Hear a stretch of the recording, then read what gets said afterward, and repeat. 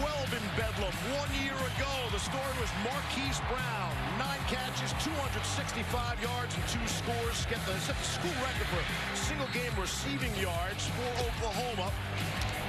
Doing the job, Justice Hill had a monster game, and then it was Trey Sermon who sealed the deal with a touchdown with 42 seconds left. How about 62-52 in the highest scoring Bedlam in history. Justice Hill went off in that game despite the loss. 30 carries, 228 yards, 2 touchdowns. This is one of them. He posted this on Monday, another day in the office, Bedlam, and then he points out turf fans, kids, little boys. What are we doing, Grease? Yeah, you know, these rivalry games, you don't need any more bulletin board material, and Justice Hill certainly gave it to Oklahoma. But he's a confident character. In your day, it was a bulletin board, and these days it's Instagram. Social media, everybody. Get involved. As will we. Oklahoma State has won the toss. They have deferred. We'll see that explosive Sooners offense to begin.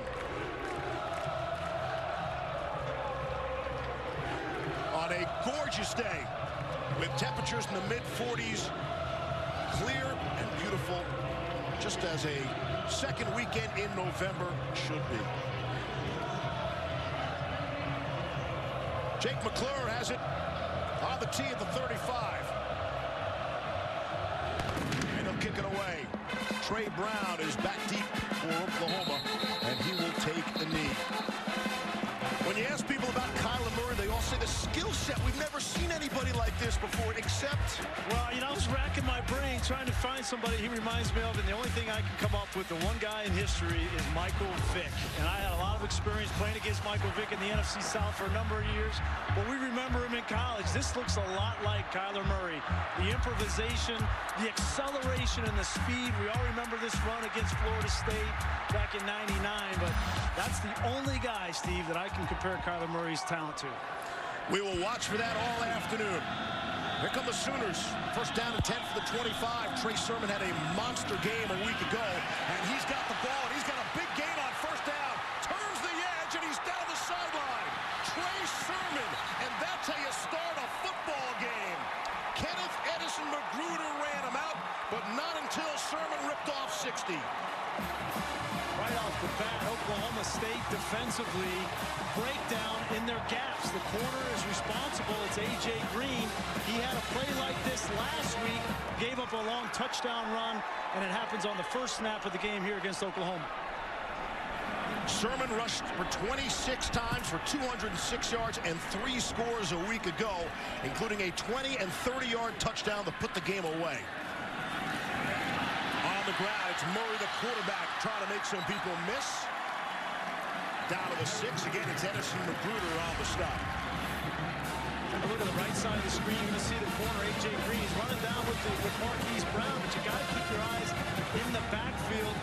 And the way that Oklahoma wanted to start this football game, they all talk about Marquise Brown and CeeDee Lamb and Kyler Murray in the passing game. This offense is predicated on physical downhill run with this offensive line.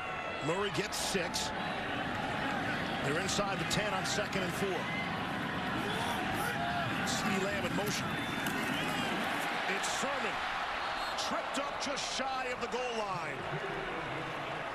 Trey Sermon with that game last week, reminding everybody he's the guy.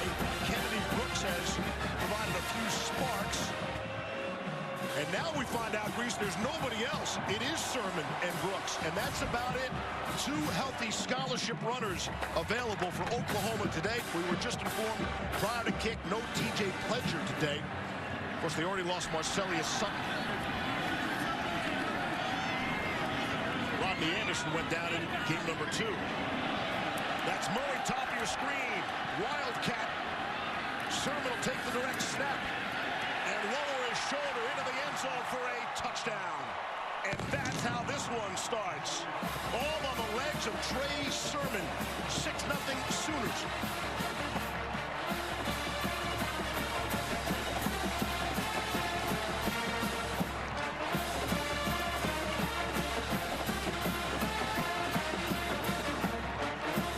These rivalry games are so much about emotion in the first quarter of these games, and when you want to take over control of the game, if you're Oklahoma, do it with this offensive line up front. That was all on the ground for 7 points to start the game. Here's Mr. Automatic, Austin Seibert on the kick. The engine for Oklahoma. We know about all the skill players, but the fellas up front don't get enough love. You're going to love watching these guys play in this game today. Take a look. These guys up front, Drew Samaya, Cody Ford. This is a couple of weeks ago against TCU. Each one of these guys on a touchdown run is locked up on their man. You see Bobby Evans with a pancake. Cody Ford's driving his guys 5 yards into the end zone. They finish better than any offensive line in college football. They are downright nasty up front, and it's the reason why this Oklahoma offense is so explosive. 4 plays, 75 yards. Took a whole minute 44 off the clock. That's how you welcome your rival to your stadium. No question. You see, that's their offensive line coach, Bill Bedenbaugh, who has orchestrated this offensive line. Really, the key for them up front has been their center, Creed Humphrey. He's been kind of the glue that has kept them together. He's the new guy. He's talking to Coach Bedenbaugh right there. One of the more talented centers in all of college football, and his head coach thinks he's one of the most talented on this team. Chuba Hubbard is back for Oklahoma State. We'll see how the Cowboys can answer. They'll start from the 25-yard line. Taylor Cornelius, smelled like everybody else on this field, a great athlete in high school. But the thing about him is he really waited his turn. Mike Gundy and the staff appreciate that. 3 years sitting behind Mason Rudolph, and now when he gets his opportunity, top 10 in passing in the country. Impressive. Yeah, you can do nothing but respect Taylor Cornelius. And, you know, I was in a very similar position. I had to wait my turn in Michigan. I didn't play until I was later in my career. And this is a very loyal and dedicated young man. And now he has a chance in the biggest game of his life against his rival to make his mark. And he's already down 7 early. Comes out throwing and able to complete to Dylan Stoner. That's 22 consecutive games with at least a catch for Stoner. They've got the first down. Cowboys on the move. You're going to see a lot. Mostly this offense is throwing the football with Cornelius. Obviously, Justice Hill is a talented young back, but they got to loosen up this defense. I don't think that they need to be in a big hurry. I think anytime they can protect their defense and keep Kyler Murray off the field is a good thing. Go with the Army strategy. On the ground, Justice Hill and nothing doing. Amani Bledsoe had a monster game a week ago. Was in the middle of everything for that Sooners defense. That was the game last week. Beat Texas Tech 51-46 in what was another wild game. And Oklahoma State, they come off a difficult loss at Baylor. Lost by 4 when they had a 10-point lead with less than 6 minutes to play. That was a real kick in the butt for Oklahoma State. Second down and 9. Here's Cornelius. Looks strong in the pocket. Fires across the middle. And Tylan Wallace could not hang on. That would have been a big gain. There are a couple of flags on the field. Tylan Wallace should have caught this football. But look, he takes 1, 2, 3 steps. And then Robert Barnes comes up and hits him. And that's just the emotion of a rivalry game. And we started out with Justice Hill in the Instagram post, and Robert Barnes was one of the guys he was calling out, and he get the best of him. Personal foul, unnecessary roughness, number 20 of the defense, 15-yard penalty, automatic first down. Personal fouls and penalties were an issue for both of these squads 1 week ago. Oklahoma was fortunate to win their game a week ago despite all the penalties they had. And both coaches made that front page headline news talking about the penalties last week. Look at that, 12 for Oklahoma State, and that was the reason, the number 1 reason they lost to Baylor, gave up those points in the 4th quarter. So the Cowboys are bailed out by the penalty. Cornelius taking a shot down the field, right back to Wallace, and he's got him for the score. Tylan Wallace.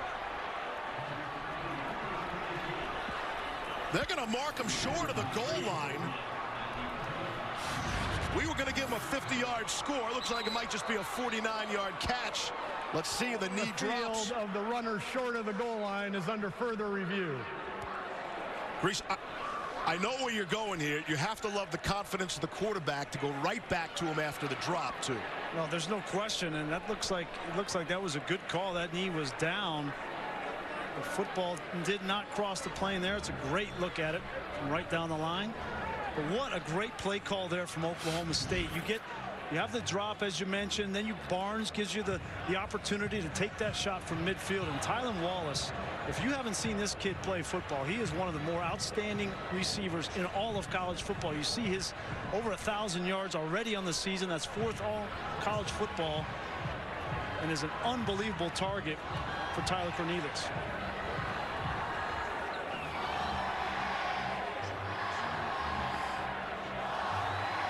After review, the ruling on the field is confirmed. Short of the goal line, first down, Oklahoma State. We're going to see this time and time again. Oklahoma State attacking the weakness of Oklahoma's defense, which is that secondary. And anytime that Tylan Wallace is matched up man-to-man, whether it's against Trey Bound, Norwood, or Motley, they're going to take their shots down the field.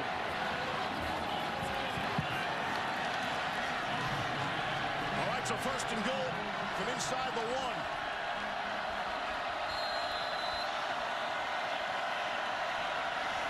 They got 3 of those cowboy backs, as they call it, for Oklahoma State. On the ground. Justice Hill will get credit for the touchdown. 9 snaps into this year's edition of Bedlam. And we have 2 touchdowns. We had 114 points last year, partner. You better get ready. Let's go. and doing it different ways. Oklahoma all on the ground, and Oklahoma State all through the air. I think that's what you're going to see a lot of today. Here's Matt Amendola for the extra point. Kicks it through. As you mentioned, first play from scrimmage, Trey Sermon turns the corner and rips off 60 yards. Led to a Sooners touchdown. And then it's Cornelius to Wallace all the way down the field for the Cowboys. Bedlam indeed.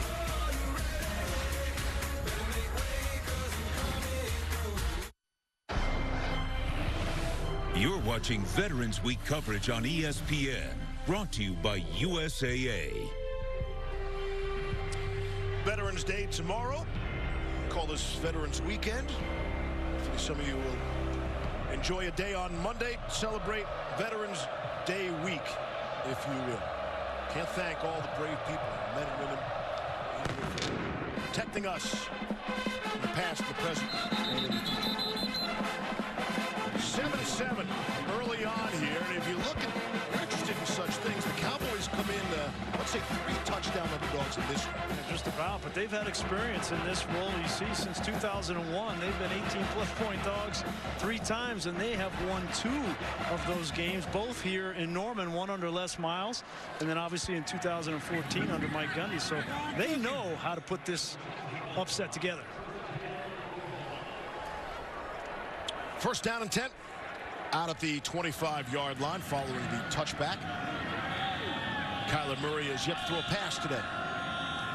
On the young afternoon, that's CeeDee Lamb in motion. On the ground, and Trey Sermon. Why wouldn't you? Tries the left side for 4. Malcolm Rodriguez came up to make the stop. So listen, this is eye-popping elsewhere.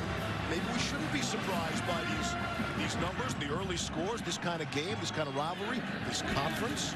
It's almost redundant. Shootout, yeah. Here's Kyler Murray. All sorts of time. Lofts one down the sideline, and is caught. Carson Meyer hauls it in. Rodriguez was all over him. And Meyer, the 5th-year senior from Tulsa, makes the grab for 31.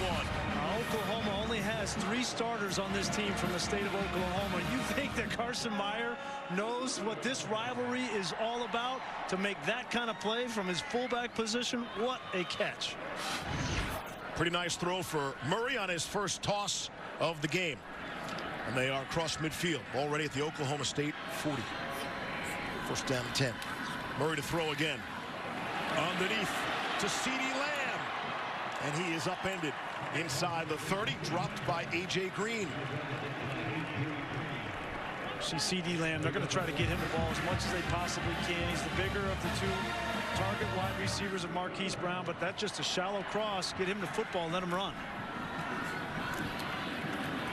Right back to Sermon. Not much doing there. Justin Phillips makes the stop. Phillips, the leader on that Oklahoma State defense, really taking the place of Darian Daniels, who is injured. Yeah, Phillips needs to lead this defense today. There is no way around this offensive line. You're going to have to fit it up, be in your gap. You're going to have to get off blocks because guys like Cody Ford and Bobby Evans pulling around on that last play, you have to make them miss and get in the backfield and be disruptive. 2nd down and 10 now. Just inside the 30. Here comes some blitz. Murray trying to get out of there. The escapability, throwing on the run and completing. It's Sermon out of the backfield on the receiving end. Jordan Brailford, they love to move him around, trying to get to the quarterback. Oklahoma State #1 in the country in sacks. Not this time. You're going to see the blitz come from the outside. Brailford, he gets there, but you got to get him on the ground. Just because you get in the backfield doesn't mean that you get Kyler Murray, and that looks exactly like Michael Vick running to his left, making that play. Very hard to defend. Sermon out, Kennedy Brooks in.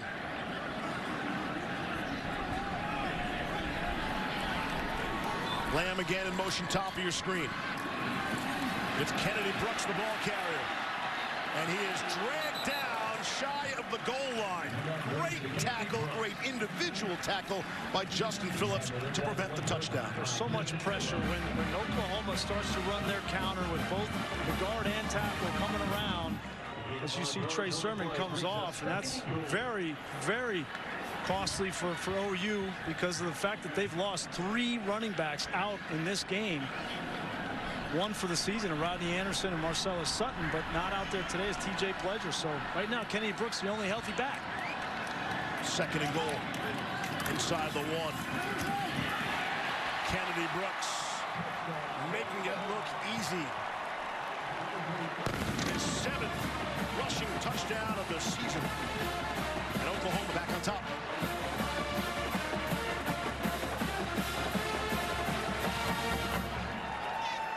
This is an offense that has scored 50 points 5 times. Scored 49 against UCLA. Seems like a long time ago. The last time they've scored 50 points in 4 consecutive games, you got to go all the way back. It's not that far. It's only 3 years ago. I mean, we should get used to this stuff from Oklahoma. Well, last week couldn't have gone any worse for Lincoln Riley to start the Texas Tech game. They threw 2 interceptions. They were down 14-0. In this game, they've done it on the ground and now through the air with Kyler Murray, and they're up 14-7. 3 possessions in the game, 3 touchdowns, as advertised.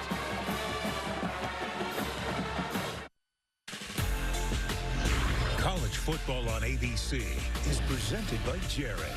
Dare to be devoted. In part by the Ford F-Series. Built Ford tough. Built Ford proud. And USAA. Join us in saluting our veterans. Go to USAA.com/Veterans Day. Travis DeGrate on the Oklahoma sideline. Josh Schenck out there as well. Lincoln Riley saying of the two, you just see the determination those guys have, doing all they do. It doesn't surprise you so much they do on the field. They're the guys we can count on. Our thanks to Josh and Travis for all they do off the field. Here's Todd McShay.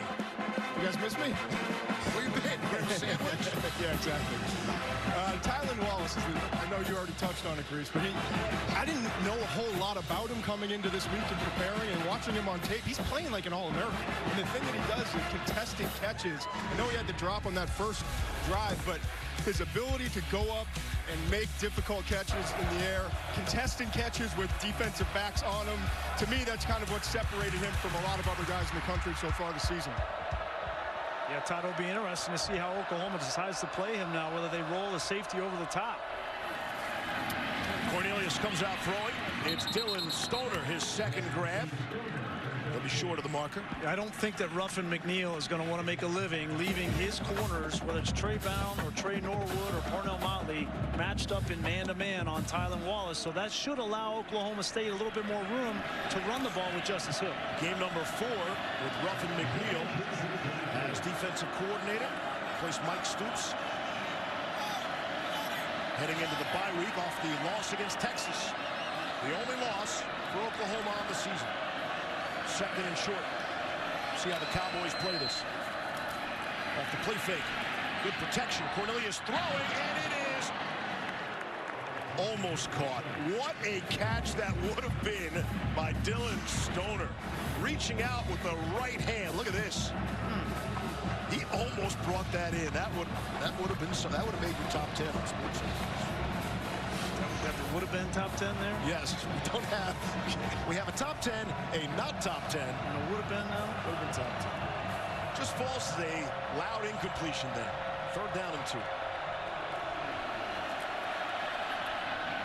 Oklahoma was bringing the pressure, and the Cowboys passed the other way to Landon Wolf for the 1st down. We kind of wondered how, in a big game, in a big spot like this, how would Taylor Cornelius respond? He has been on target. They upset Texas, and a big reason why was because of the arm of Taylor Cornelius, and he's on point early.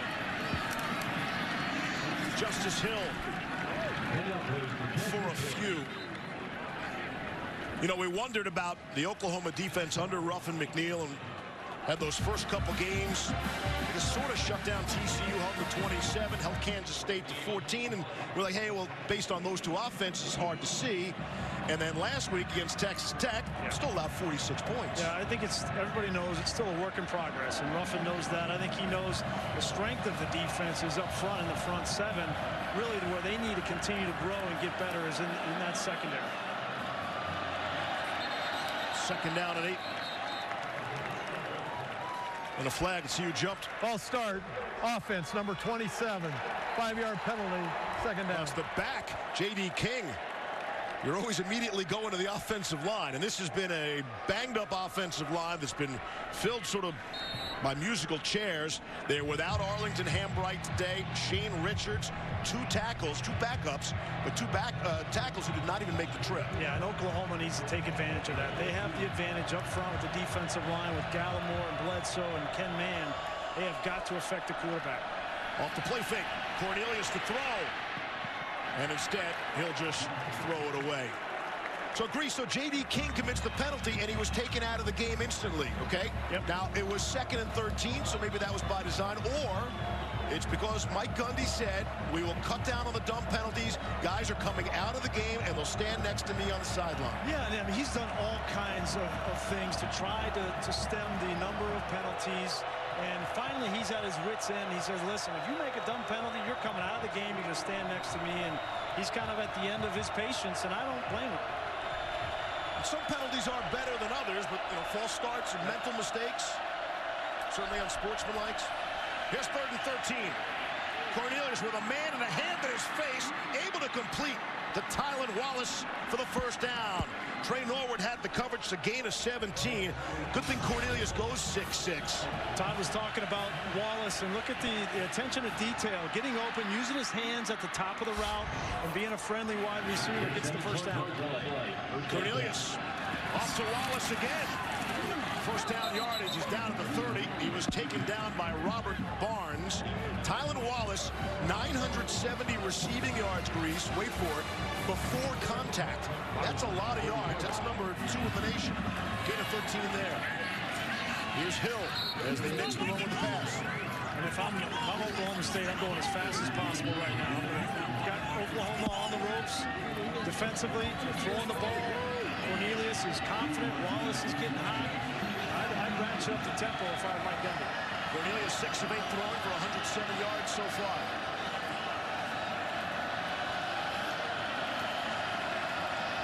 6.5 to play in an energetic 1st quarter. Cornelius the pump, and it costs him. He's taken down back at the 31 by Curtis Cornelius Bolton. This is a coverage sack. Nowhere to go with this football. This pocket is pristine initially. Right now, the ball should come out. Wants to throw it, but coverage downfield, and Bolton finally gets to Cornelius. Big play for Oklahoma defensively. One of the few California players on the Sooners. Curtis Bolton, the fifth-year senior. Third down and 11. Able to convert on the first two. Oklahoma looked a little bit confused there. Key to snap it. Yeah. No way they got that off. Let's see if they got a timeout. And they did. Prior to the snap, Oklahoma State takes their first time out of the half. It'll be a media break. Thank you for that, Brad Van Vark.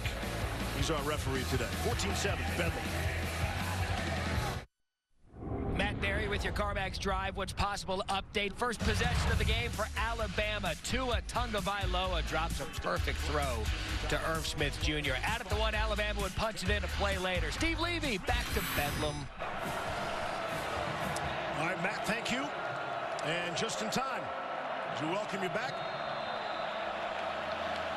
for a third down and 11 from the 31 of the Sooners.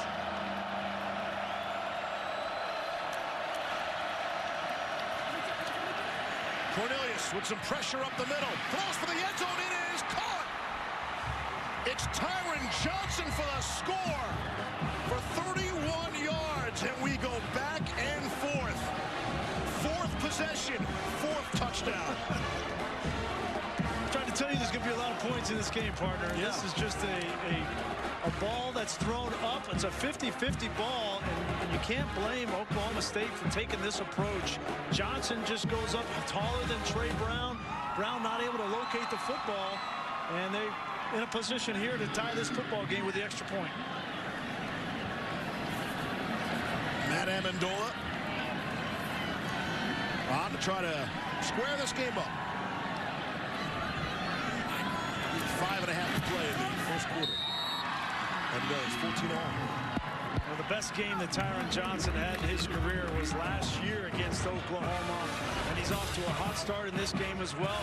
There he is on the outside, inside leverage by Trey Brown, and Cornelius just going to throw this ball up.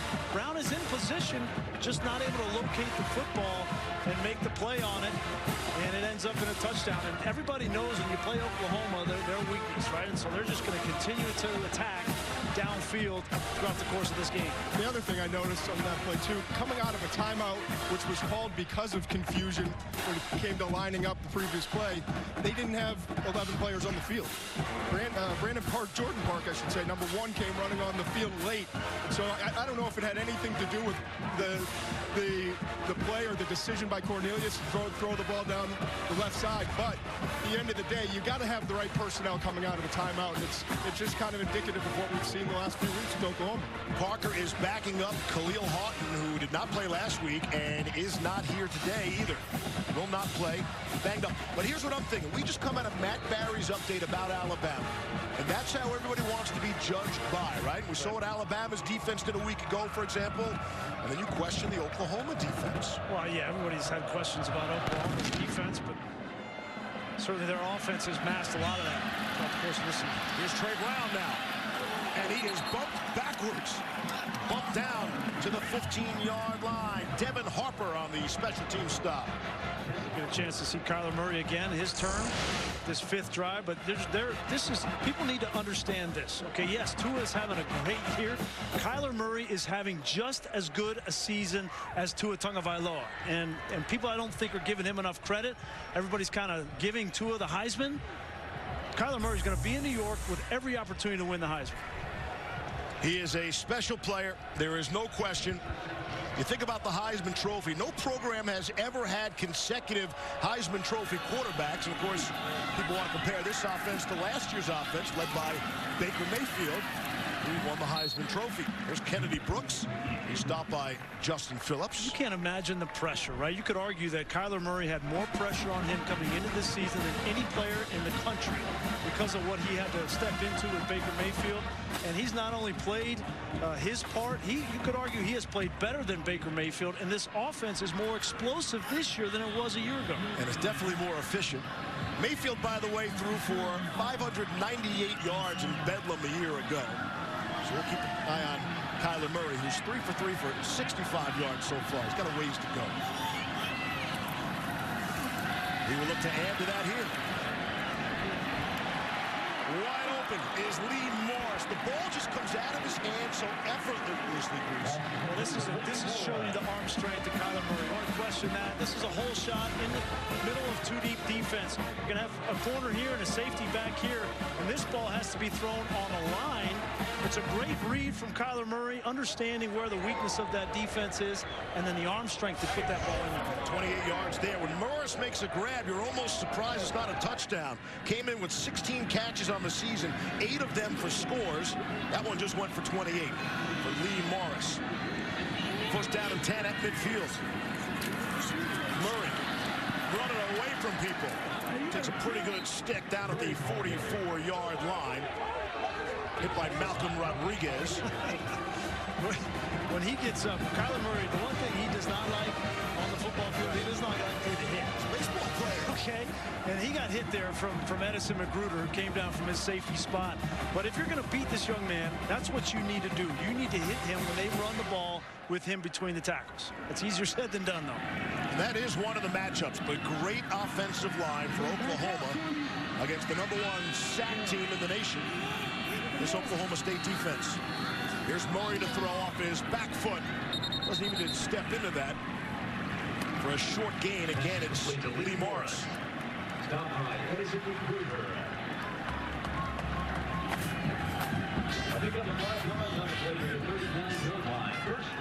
Got the first down. Kennedy Brooks stumbles forward for a couple. Browford made the stop.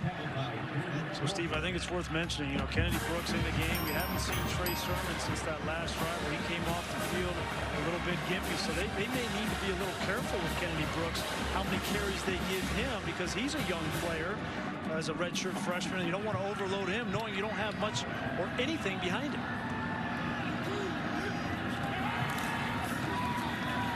On the ground, they swing it to Brooks. It's another touch for him. It is impressive without Rodney Anderson that they are still the #1 rushing team in the Big 12, number 12 in the country. Again, when you lose a talent like Rodney Anderson, he's a tough story, right? 3rd season-ending injury for him. I know Todd McShay's been looking at his tape. Hopefully, he'll be playing on Sundays in the NFL. You see that Trey Sermon has really stepped up for them. But without those 3 guys at the bottom, and if Trey Sermon, who's still on the sideline, not to go here, and Lincoln Riley gets a credit to him recruiting-wise that he's got this kind of depth. 3rd and 4. Murray's got all sorts of time. Waits for Brown to come underneath, and he's one move. Did not get there. Wonder if there might have been a face mask at the end. Calvin Bundage came up to make the stop, and he's got a 4th down. This is amazing. This is one of the fastest players in college football, Marquise Brown, and that's a linebacker in Bundage trying to catch him. It looked like that hand was up around the face mask. Didn't pull him down by that. But, you know, Marquise Brown has been hurt. He had an ankle in the TCU game. He has not been 100%, Steve, I don't think. Typically, he catches that ball, and he's like a rocket to get a first down. Going for it on 4th and 1. For the 8th time all season, they'll go for it on 4th down. Hand it off to Sermon. 2nd, 3rd, and 4th effort gets him the fresh set of downs. Great news for Oklahoma. They get the first down, but even better that Trey Sermon is okay to come back in this football game. And right after that 4th down, he's going to come out. Looks like Lincoln Riley might take this a little bit cautious with Sermon being nicked up. He'll give the bulk of the load to Kennedy Brooks and just use Sermon maybe in short yardage and goal line situation. So a big play there to keep the drive alive. Here's Murray on the quick throw to Miles Tees. Tees making people miss. And he's down inside the 10-yard line. Miles Tees' first catch of the game, 6th of the season. It's a gain of 17. That's an extension of the run game, right? If you're a little bit light, a little bit banged up at running back, then you can supplement if you're Lincoln Riley by throwing these swing routes to these wide receivers, the bubble screens. That's just an extension of that run game. 10th play of the drive upcoming. 45 seconds to play in the quarter. 4 possessions, 4 touchdowns. It's a good day for the punters to take the afternoon off. On first down and goal, right into the middle of the line is Kennedy Brooks. Enoch Smith leading the party for the Cowboys defense.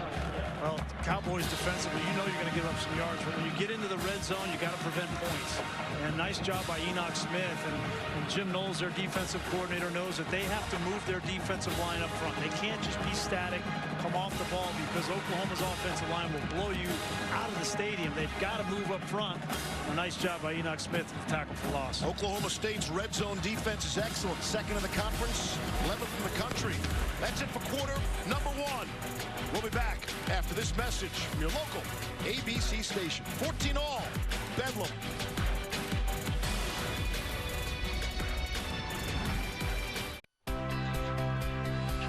As always, this time of year, we like to salute all of our nation's veterans, past and present, as we take a look at some of the courageous soldiers, the men and the women, protecting us from around the globe, proudly showing off their school pride.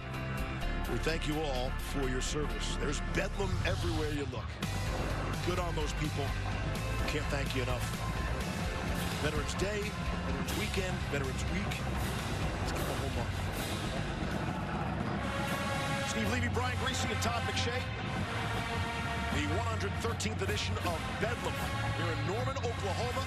Tied at 14. We've had 4 possessions, 4 touchdowns as we welcome you back. This is the 5th possession of the game. Oklahoma on 2nd down and goal from the 9. Marquise Brown get the football in his hands any way they can, and he'll just cut it up to get back to the line of scrimmage. Malcolm Rodriguez made sure of that. Yeah, really nice job by Oklahoma State defensively. I think they're keying now on Marquise Brown, knowing that Lincoln Riley needs to be a little bit more creative with the thin running back group. They're going to give Marquise Brown some rushes. He only comes into this game with 1 rush on the season, but they're trying creative ways to get the run game going. Rodriguez up to 5 tackles so far to lead the way for that Cowboys defense. So here's 3rd and goal from the 9. Got 4 seconds to snap it, make it 3. See if they got the timeout in time. Prior to the snap, delay a game, offense, 5-yard penalty, 3rd down. Did not push him back. Yep, this has been an issue for Oklahoma. They've been doing more checking this season with Kyler Murray than even they did a year ago. So this is not a matter of the play coming in late. It's just they're making a lot of checks at the line of scrimmage, and you got to keep your eye on that play clock. And it costs them now 3rd and goal from the 14. Kyler Murray, just his 14th start. Had the 3 starts back at A&M. Had the 1 short start for Baker Mayfield a season ago. And then all this time. Still 2 to snap this one. Finally get it away. Here's Murray under pressure. The last second gets it off to Sermon. Stays inbounds and then is bumped out. We'll see where they mark him out. They're going to say it back at the 4-yard line. Improvisation by Kyler Murray. Yeah, no question. Jim Knowles, defensive coordinator, decided to bring an all-out pressure. Kyler Murray sees it. This is just like an option. Turns into a scramble and an option. And Trey Sermon almost makes an unbelievable effort to get to the end zone, but that's the right call. He steps out at about the 3.5-yard line. But what could have been disastrous is a 10-yard gain. That's about how it's gone for Oklahoma this year offensively. Turn nothing into something. Austin Seibert is on. Chip shot, 21 yards away. It's good. And there is news. 5 possessions, not 5 touchdowns. Somebody snuck a field goal in there. And it's 17-14 Sooners. I think it's going to be one of those days, you know, that even in this kind of a game, it's going to be a shootout. Last year, 62-52. So it's not about necessarily defenses keeping you off the scoreboard. It's about how many times can you take a potential touchdown and have it end up being a field goal. The Sooners schooner pulled by by the two white ponies named Boomer and Sooner, of course, doing their thing. Oklahoma has been doing their thing all season long. They've scored 45 or more points 7 times. Got a tough one against Army. Army held the ball 45 minutes. Oklahoma had to squeak out a win in overtime. Then there was the loss to Texas that potentially could haunt them. And then came the bye. Ruffin McNeil inserted, replacing Mike Stoops as defensive coordinator. It's the first time in some 20 years there hasn't been a Stoops on the coaching staff here at Oklahoma. Yeah, I go back to that Texas game. You mentioned it. That's certainly the only blemish on the schedule. But Oklahoma was beaten soundly for 3.5 quarters in that game and had to score 21 points in the fourth quarter to kind of get that game as close as it was, Todd.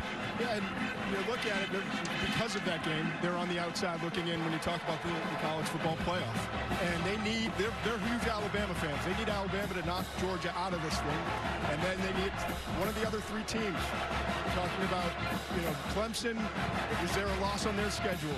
We're talking about Notre Dame. Is there a loss left on their schedule? Maybe at USC. So they need some help, and they need to continue to play the way they are offensively and get better on the defensive side. Yeah, Michigan and Notre Dame, those are the teams. Clemson's not losing.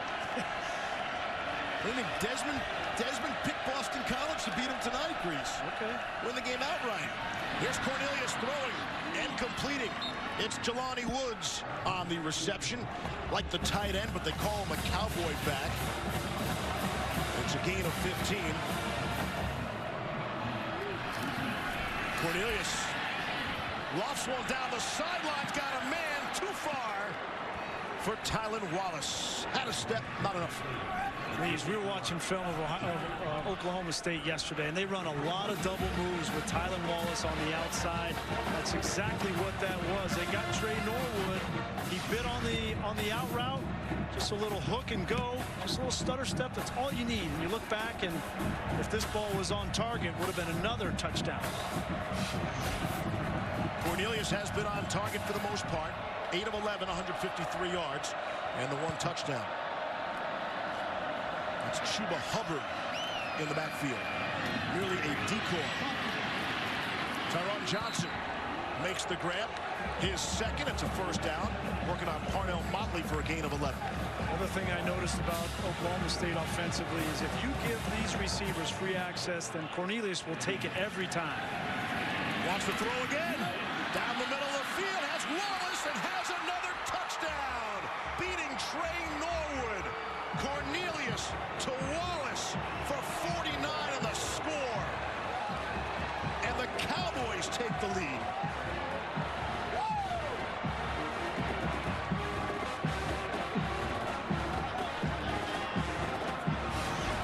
Ruffin McNeil's going to have to adjust at some point because the matchup that he wanted is not working out. We asked him specifically about this matchup. He said Trey Norwood's the guy that we want to be on the #1 receiver, Tylan Wallace, and to this point, he's just not holding up in coverage. Can't run with him, Todd. That's a 33-yard scoring drive.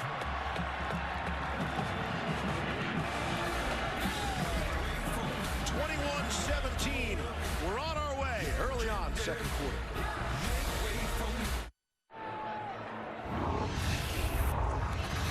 Welcome back to Norman. Let's take a look at that last touchdown play. It's our little play action inside. These receivers are on one-on-one on the island with the corner out here. This is the safety, Parker. He has to help that corner get back. He's biting up on the inside routes and leaving Trey Norwood on an island on the outside. If I'm Ruffin McNeil, just like Todd said, you have got to get some help from these safeties. Khalil Houghton, who was supposed to play in this game, hurt, not able to go, and Jordan Parker not in position to help on the touchdown. 33 seconds to score for Oklahoma State to take the lead. Here's Trey Brown. See what he can do. Brown trying to make some people miss. He's out to the 22-yard line. That's where the Sooners will take over. Here's Matt Barry with an update on Michigan. Steve Levy, thank you. DirecTV more for your college football thing. You want an offensive explosion? Go to Piscataway and check out Isaiah Pacheco. 80-yard touchdown run. Michigan giving up just under 94 yards a game. And Pacheco gets 80 in one clip. There's some bedlam, Levy. 7-7 in the second. I hear Pacheco. I'm thinking he's related. Fernie, the fight doctor. offensive explosion. Check out my drive chart. Wow. That's how I roll. 38 points, 449 yards of offense. And we are on pace to obliterate last year's record for points in Bedlam. And Kyler Murray slides into second base. You got to call holding on the edge. I think Coach Gundy runs holding on the edge. Just a guess. Mike Gundy wants a win in this series. You know, he kind of downplayed the rivalry in talking to him this week, and maybe that's because he's 2-11 in this Bedlam series. He said, look, we got to get the kids excited every week. If we make this game to be more important than another game, it makes things difficult. Here's Murray going to take off. Kyler Murray cross midfield, and he'll scamper out of bounds. Gundy also said that Murray, when he scrambles, it's not for a first down. It's to get 60. This is amazing, right? He's rolling out here. He wants to throw the ball deep. And Oklahoma State does a nice job of covering deep. But if you don't have the lanes, he is so fast, so explosive. And this is Michael Vick. That's what that is. You get to the second level, and you're lucky if you can lay a finger on the kid, much less get him on the ground. 29 yards on that scamper, if you will, for Kyler Murray. He was the first Oklahoma player to ever have 300 yards passing, 100 yards rushing in a game. Did that a week ago. Kennedy Brooks breaking through people. Here's Brooks to the outside for the touchdown. Could have gone to Sermon or Brooks. It's 45 yards for the score. And we go back and forth. Great blocking up front by Samaya, the right guard, 75. Here he is. He's going to pull around and get the block. And then downfield blocking by C.D. Lamb. There's the kick out. Great cut. And then look at C.D. Lamb downfield. Look at this block down here. Unbelievable job by C.D. Lamb. Austin Seibert on for the extra point. Seibert is already the career leader in points for Oklahoma. He will add to that. You get catches, you get touchdowns, you get all the glory, but if you're not doing this, you're not playing for Oklahoma. Great job for number 2.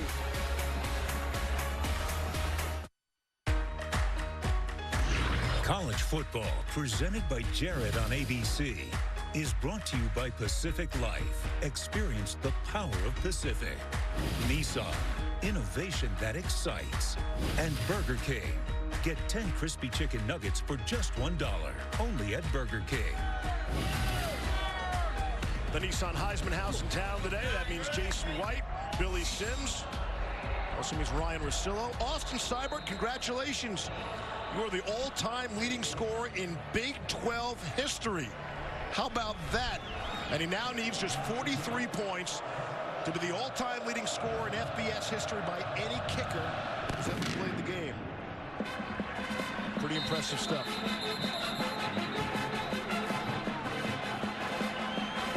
This season, for every field goal, an extra point made by participating universities. All-State will make a contribution to the university's general scholarship fund. Thank you, All-State. You got to be on a team with this kind of offense to break those kind of kicking records. That's a lot of extra points. Not so many field goals. A lot of extra points after all those touchdowns. 3 possessions so far for Oklahoma State. And they have all resulted in touchdowns.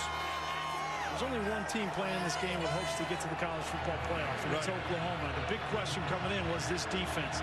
Is this defense a playoff caliber defense? And so far they have not been in this game. They have got to figure a way to get a stop. Not been all season. On the ground, here's Justice Hill. Staying on his feet, Justice Hill. Playing some big boy football across midfield. And he's in a Sooners territory down to the 45 after a gain of 28. The missed tackles are starting to pile up for Oklahoma. Kenneth Mann, the middle linebacker, number 9, had a chance here. And just right there is Brown.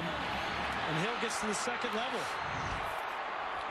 They've beaten Oklahoma through the air predominantly, and now they're getting this run game going because Ruff McNeil has to protect these corners and take the safety out of the box. On first down and 10, back to the passing game.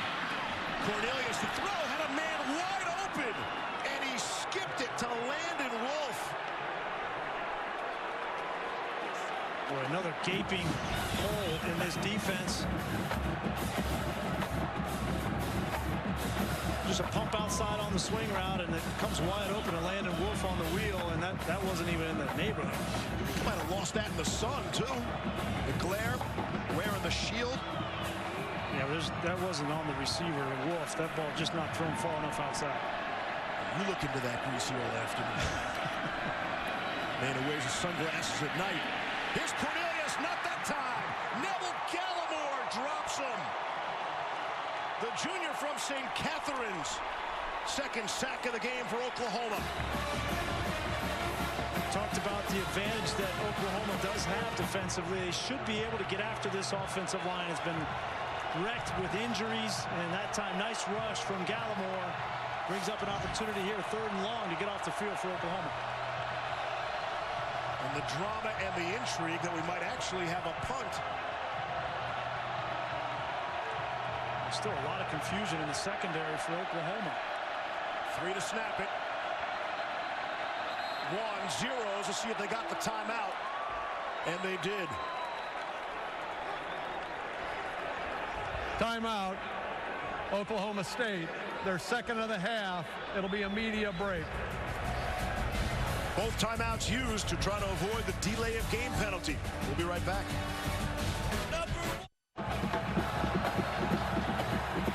This season, Taco Bell is celebrating student sections and passionate fans like the Oklahoma Sooners by awarding the best student section of the year. Go to ESPN.com/Taco Bell to find out if your team made this week's rankings and to see how your school can compete. Here's 3rd and 18.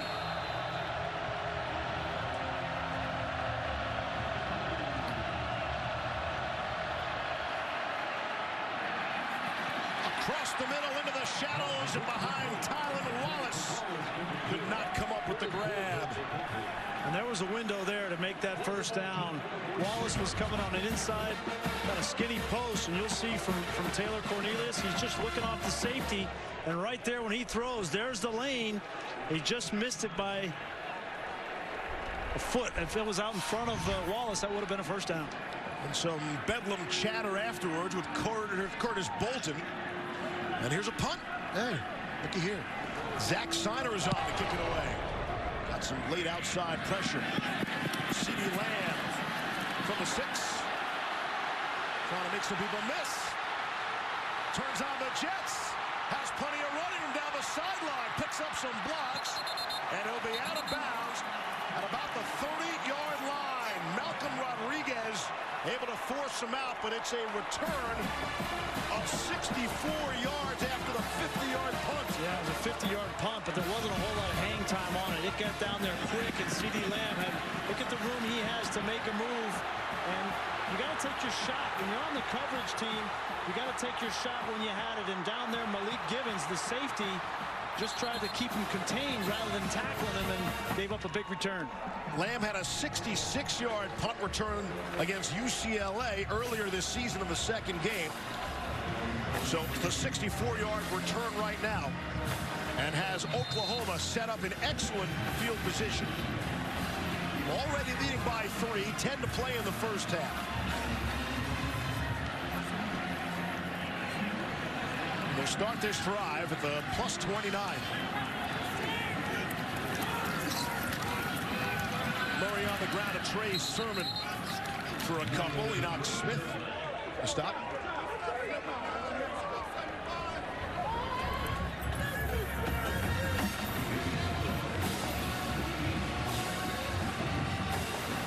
Prior to that punt, we had 47 snaps in the game. Only 6 of them had been on 3rd or 4th.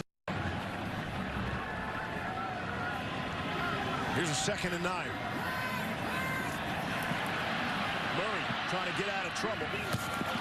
Thought he was throwing it away, and it's Marquise Brown who comes back to make a play for his quarterback. Rodarius Williams following him around the field. I don't think that Kyler Murray is capable of giving up on a play. And if you had this talent, why would you? Look, he's fakes one way, goes the other way. That's a safety that's chasing him, not an outside linebacker or a defensive end.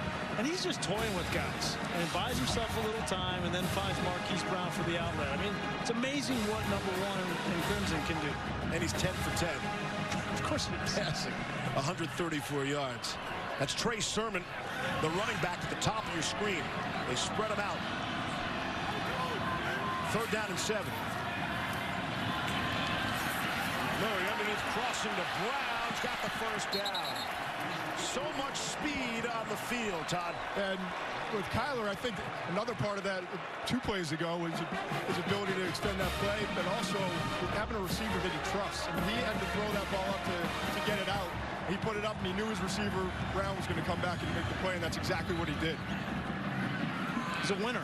43-0 as a high school player. He's only lost 1 game in his career, and that was to Texas earlier this year, but he knows how to win. And last week we learned that he can also compete and come back from adversity. Those 2 interceptions to start the game. It's a distant memory now. Murray throws for the end zone, looking for Grant Calcaterra.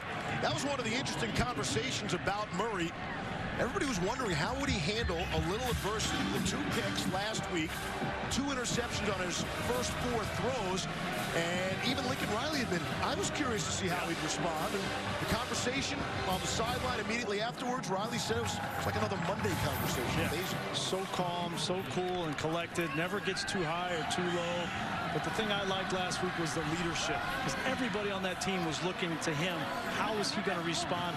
Not only did he do it on the field, but he did it on the sideline as well, and picking some of his teammates up during the course of that game. Won the snap and barely got that one away. Murray off his first incompletion, comes back to C.D. Lamb. Looking to say he was out of bounds.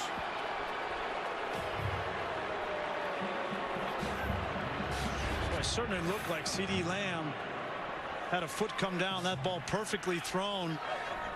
An eye on that left.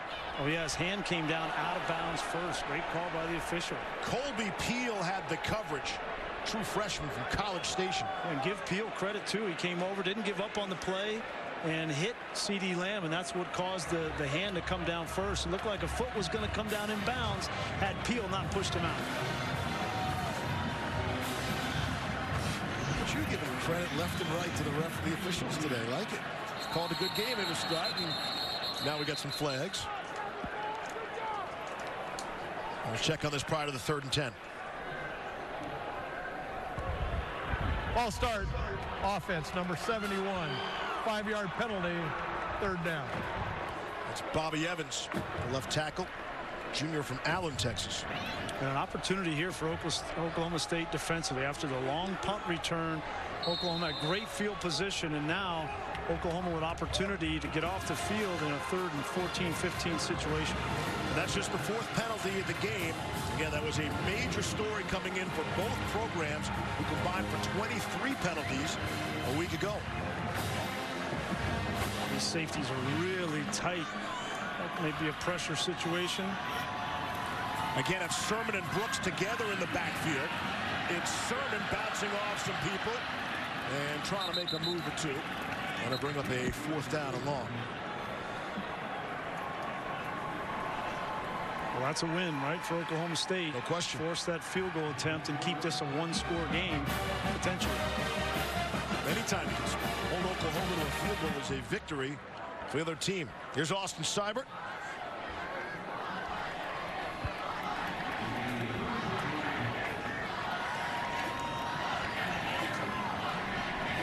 This will be from 36 yards away. Hit a 21 earlier.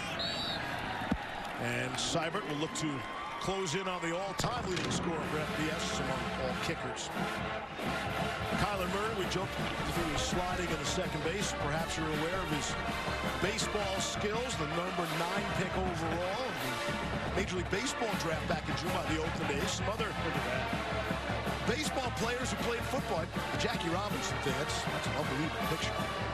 Yeah, Kirk Gibson at Michigan State. And then we flip it the other way. Here are these great football players who also played baseball. I've never seen the Dan Marino picture before. That's vintage right there. You knew he had a good fastball. The 4th round of the Royals. When you play both and have success in both, here's Bo and there's Dion. They only need one name. Yeah, I mean, yeah, you play 2 sports, you go with 1 name, you got to be a great athlete, and these 2 were 2 of the best. You guys left out the Richmond Spider, huh? No Brian Jordan? Left out Tim Tebow also. Wow. You keep going? I think that's, is it more? That might be it.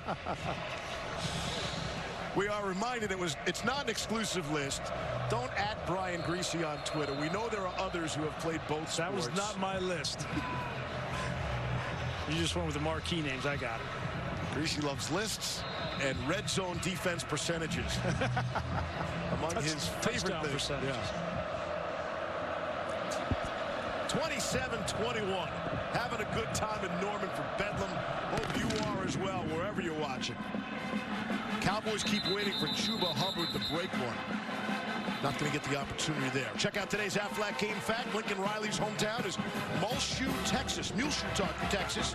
Population of 5,000. Nearly 5 times the size of Taylor Cornelius' hometown of Bushland. Population of about 1,000. 2 West Texas towns are some 76 miles apart. And back some 5 years ago, Cornelius, in overtime, had a touchdown run that led Bushland to a 42-35 win over Muleshoe. And these guys are going so quick here. That's Hubbard, the ball carrier. The thing about Cornelius, they said even after that touchdown overtime, he just calmly hands the football to the official. Right. Like that's what he's about. He is not flash. No. Well, and he was a big deal, but he didn't get highly recruited and came out and walked on here at Oklahoma State. You see a swing pass, but the thing is, 4 years ago, 2014, it was this young man, Taylor Cornelius, and Mason Rudolph, and they needed to make a decision as to who was going to play. And they told Taylor Cornelius he was going to start. He called home to his mom and dad, said, "I'm going to start." And then a couple days later, they made the decision to go with Mason Rudolph, and he's had to wait 4 years since that phone call, and now he's got this opportunity. I think Rudolph started every single game except one over those 3 years. Hubbard has the first down yardage, but he's an interesting story. You love the size that he brings, and Mike Gundy could not say enough good things about his patience and sticking around. And he has all the right things to say himself in talking about the reasons he decided to say. The culture, the atmosphere, the city, the fans. He said, I had no reason to leave. Here's Cornelius to throw across the middle. Into the shadows, and it falls incomplete. Dylan Stoner, the intended target. We're in back-to-back throws now from Taylor Cornelius, just a little bit off. This one, if it's thrown up, you see how much green grass there is in front of Dylan Stoner, and it looks like he may have come down with that grab. So get his arm under the ball, or the nose of the ball touches the ground there, yeah, and then on the backside as well. Brian Ernest had the call. Yeah, good job by this officiating crew so far today.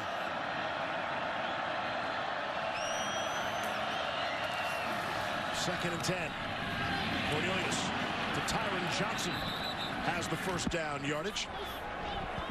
Cornelius, as we talked about earlier, he's got all the physical tools with the size, the athleticism. He's got mobility. He's got a big-time arm. But the one thing he's going to have to improve on, we've seen him really in 4 of the last 5 throws, more consistency with his mechanics. Long-levered quarterbacks sometimes struggle with that consistency. 25 first downs so far. And another completion, that time to Hubbard out of the backfield.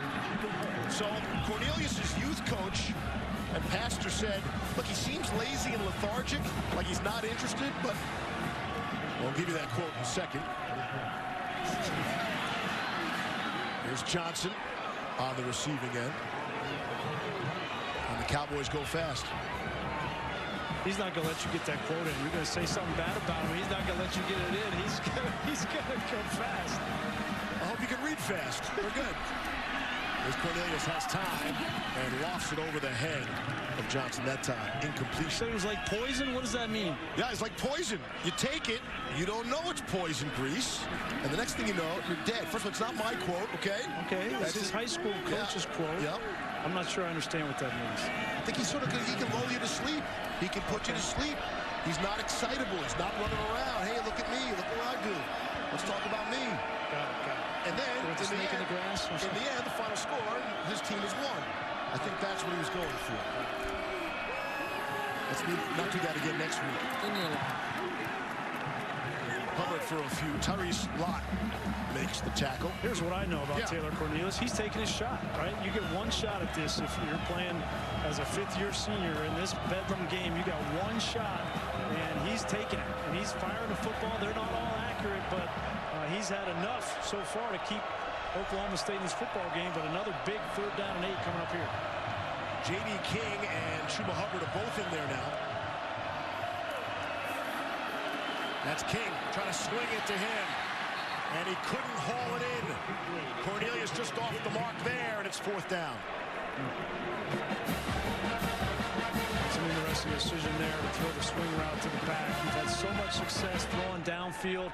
Even when the defensive backs for Oklahoma have been in position, they've gotten beat by Tylan Wallace. And in a 3rd and 8 situation, a big play in the first half, I think I would have taken a shot again on Tylan Wallace. Here's Matt Amendola from 41. It's been in a bit of a slump. Amendola has. He's missed 4 of his last 5. And we got a timeout. Timeout. Oklahoma. Their first of the half. It'll be a media break. They had 12 guys on the field, and Justin Browse was running off the field. Matt Barry here with a studio update over on ESPN. Washington State and Colorado. Gardner Minshew finds Max Borghi out of the backfield, and Borghi takes it in for the touchdown. Levy, a defensive struggle at Colorado. If you like that, you watch ESPN. If you want some points, welcome to ABC. There's Matt Amendola. I told you he missed 4 of his last 5. No one was on him for the 2 misses last week. In a crazy windy afternoon at Baylor. Missed from 45 and from 47. Could have been the difference in the game. Here from 41 yards away. On the way. And no good. Missed it to the left.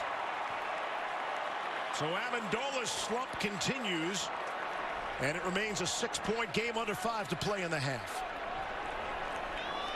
When you give the ball right back to Kyler Murray with plenty of time left in the first half. He's been on fire all season and is no different in the first part of this game. Take a look at the progression. We talk about his speed and all those things, but look at his mental capacity going through his reads, and then an accurate ball thrown to a fullback on a wheel route, then extending plays. This play ends up being almost 6 seconds, and you give him that much time, he's going to find an open receiver. And when you do everything right, you have containment and you have coverage downfield, you think you're in good shape. Nope, sorry. You just squeak out here for another 25, 30 yards. Almost impossible to defend. Murray in the offense. Take over the 23. Quick throw to Miles Tees. He is swung around for a loss. Kenneth Edison Magruder on the stop. You know, the thing that stands out to me, too, is his offensive line and protection. I know a couple of those plays there, you saw a little bit of pressure, but we're talking about the #1 sack defense in the country, and they've done a good job so far up front, giving Kyler Murray some protection. Yeah, we really haven't mentioned Jordan Brailford, who comes into this game as one of the leading the Big 12 in sacks, but there hasn't been any pressure. Murray looking to get out of there. And you haven't mentioned Creed Humphrey either. We spent a lot of time talking about apparently the all-world center. I mean, people can't say enough good things about the center for Oklahoma, the man who makes that offensive line go. Well, really, the only one that matters is Lincoln Riley, and he said he's got elite skills, elite talent. Yes. No, I think he's the most talented player on the roster. Yeah, and you were like, whoa, whoa, whoa, whoa. I said, you mean more than your receiver or your quarterback? And he said he's got the prototypical size and build and skill set to play center. He thinks he's going to be an all-world talent. Now here's a really friendly guy, too. Maybe off the field. CeeDee Lamb can't haul that one in. He's got the mean streak this entire offensive line has. It's just a redshirt freshman, and at 335 pounds, the thing that I was really excited about for Lincoln Riley is that he calls all of the runs up front. That's not the job of Kyler Murray. That's the job of Creed Humphrey, and he does it really, really well. 3 consecutive incompletions. Just as we were saying all these great things about Kyler Murray. And we'll get our first punt on their first 3 and out of the day for the Sooners. Austin Seibert on to punt. He does everything in the kicking game. Got it away. A little contact. He's held up at the end there. And Dylan Stoner will just let it go out of bounds. Tonight on ABC, it's the ACC Showdown with playoff implications.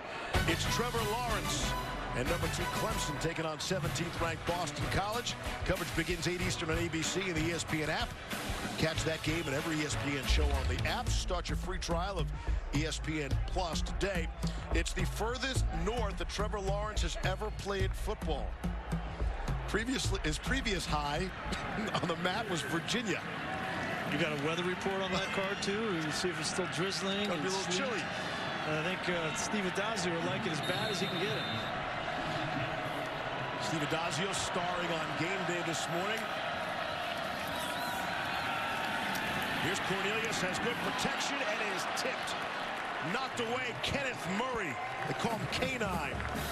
Able to knock it away with a hand.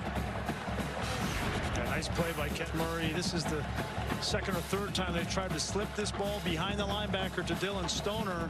And Kenneth Murray, a smart football player, talking with Ruffin McNeil, really likes his Mike linebacker to think like he does as a defensive coordinator, and he did a really nice job reading that. He's a team captain, and he's only a true sophomore. Very impressive young man. Here's Hubbard, wrestled down by Murray. Bring him a third down. You know how difficult it is to be a captain as a true sophomore. That goes to show you how young this Oklahoma defense is and how starved they are for leadership. Third down and 7.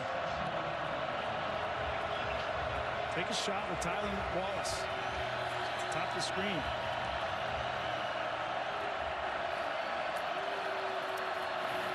Rushing 4. Got it out quick. Looked to hit Stoner for first down yardage, and instead, Buki Radley-Hiles able to make the stop. A welcome addition back into that Oklahoma defense after missing last week's game. All right, Buki had a chance to intercept this and take it back for a touchdown. You mentioned he's looking right back into the sun there, but a golden opportunity for him to make a statement play defensively for Oklahoma, and he missed it. He dropped a pick 6 against TCU. Not that that was necessarily the same, but he's had some opportunities. This is Matt Hockett on to punt. Booting it to CeeDee Lamb from the 17. Lamb's going the wrong way. And all of a sudden, we've had consecutive 3 and outs. 2 I think punts. they're tired. What in the world is going on, Bedlam?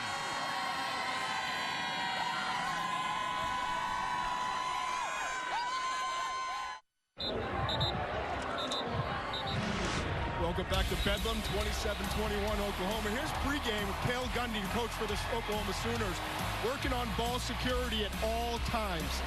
It really stood out on tape watching this week how high all these running backs carry the ball. So I asked our stats guys, how are they in ball security? They've only lost 1 fumble all season long, and it came from the quarterback, Kyler Murray, not from any of the running backs or receivers. They do a great job with ball security. They practice their final period of practice every day is a ball security drill circuit where they go through different stations. They really focus on emphasizing it here in Oklahoma. That is different. It's awesome. Looking like a joust. There's Sermon on the ground. On first down and 10. Moving the sticks. 2.5 to go. There are the brothers. Mike Gundy, who stays as quarterback at Oklahoma State. Cale said just about every single quarterback record here prior to Bob Stoops' arrival, as the brothers had a little meeting on the field prior to the game. I'd say everybody in the state of Oklahoma loves this rivalry except for the Gundy family because they're torn. It's a tough week for them. Speaking of family, we should make the point that Mike Gundy actually did not travel with the team. Ball start. Offense number 2. 5-yard penalty. First down.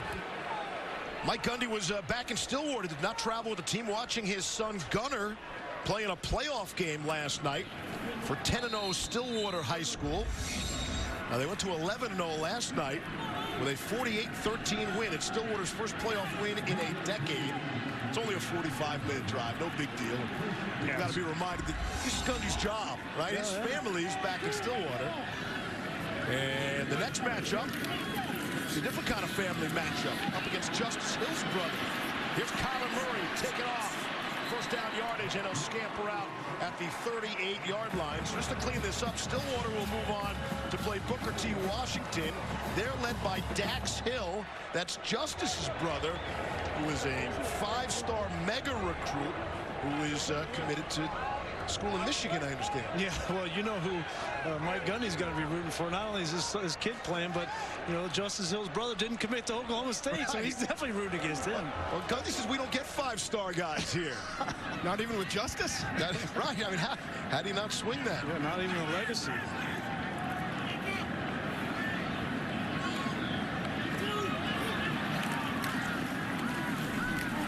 Murray to throw. And complete to CeeDee Lamb. Right at the sticks. To gain of 10. And after that last 3 and out for Oklahoma offensively, Kyler Murray came off the field, and Lincoln Riley talked to him for maybe 4 or 5 minutes. And they were just talking about, hey, what happened on that series? What do you like? What are you feeling out there? What are you seeing?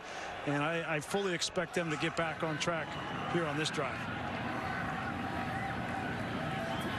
90 seconds to go in the half. Oklahoma State will get the football to start the second half. Every possession counts in this game. Kyler Murray knows that. Marquise Brown, touchdown. 51 to the house.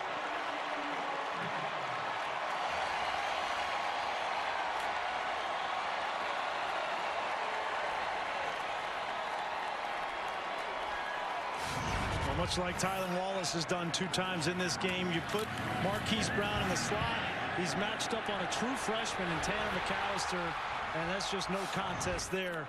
Nothing but speed burners to the end zone. That wasn't even close.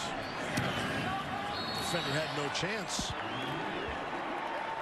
Seibert moves through the extra point.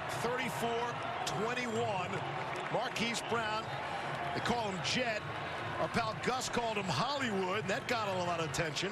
He's from Hollywood, Florida, not California. And for all the talk about Kyler Murray and all the touchdowns, that's his first touchdown pass today. Yeah, and he's come into this game with 8 consecutive games of 3 touchdowns or more.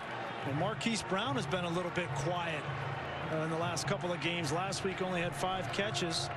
And he's been a little bit nicked up and injured. And it's good to see him at full speed again on that route. Tomorrow, start your day off with NFL Countdown. Go one-on-one with Aaron Donald. Shares his secrets to sacking the quarterback.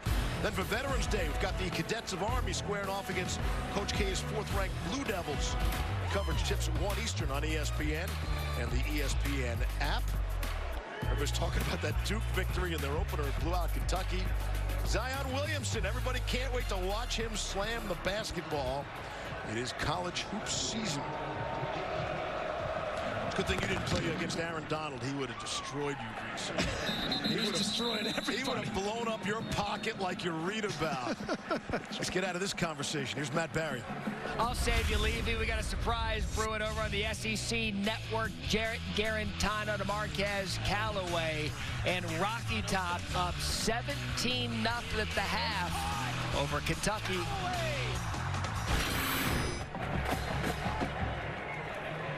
A little hangover for Kentucky after that Georgia loss, right? Yeah, everybody's talking about them. And actually, that went into that Kentucky-Duke game. People thought they were talking about the football team, right? More so than the basketball squad. Yeah, it seems like they've taken a little break. Here we go, minute 24 to go in the half.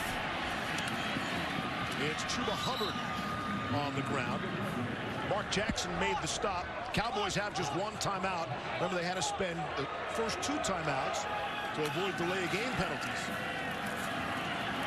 There's a flag down as Cornelius throws, and it's dropped by Dylan Stoner. Usually sure-handed sophomore from Tulsa. That ball was a little bit thrown, a little bit behind Dylan Stoner.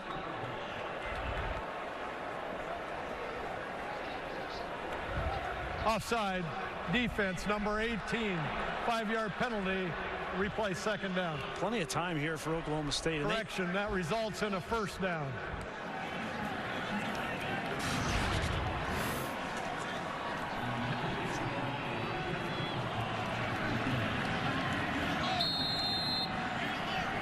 Plenty of time here for Oklahoma State, right? There's a minute left in this half. They need some points here. This game is at risk of getting out of control if they don't put points on the board before halftime.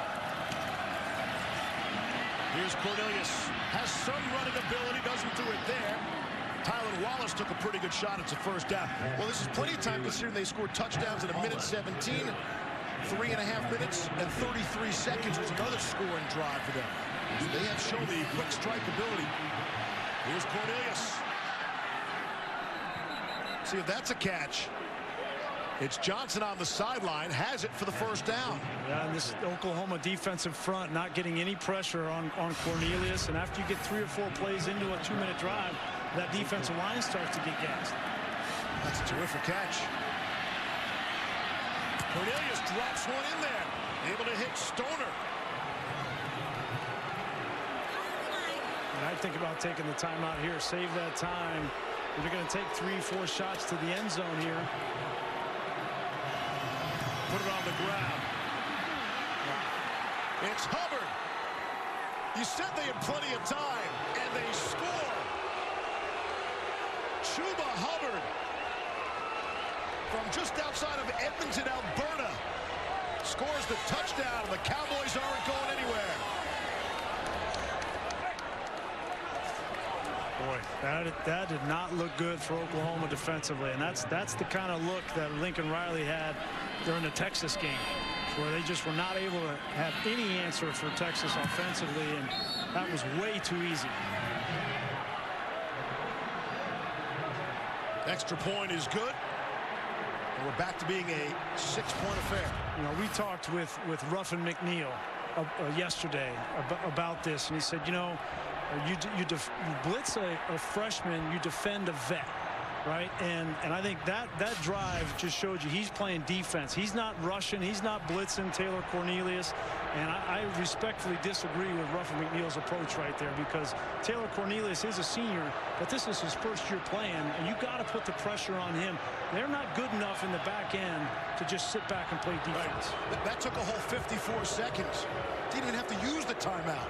Think about that. But this is the kind of game we expect, more of the same. And again, talk about these playoff teams, these great teams around the country. They play defense, and we have not seen anything out of Oklahoma's defense. It looks too easy for both teams, but we don't have the expectations for Oklahoma State. There's no question that they have to play better. They're not going to get any new players. There's no free agency, right? Well, there might be a little bit of free agency now with the new rule and the 4-game rule. But when's the trade deadline? But you got to play with who you got. And right now, Oklahoma has what they have on defense. They're not getting pressure, and they're not covering well on the back end, and this is what you get. Here's Trey Brown. See what he gets. Just out to the 20-yard line. A flag comes in late. 25 seconds left in the half.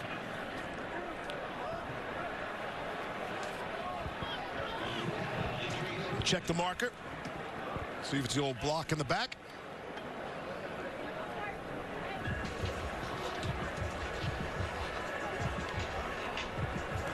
During the return, illegal block below the waist, return team number 2.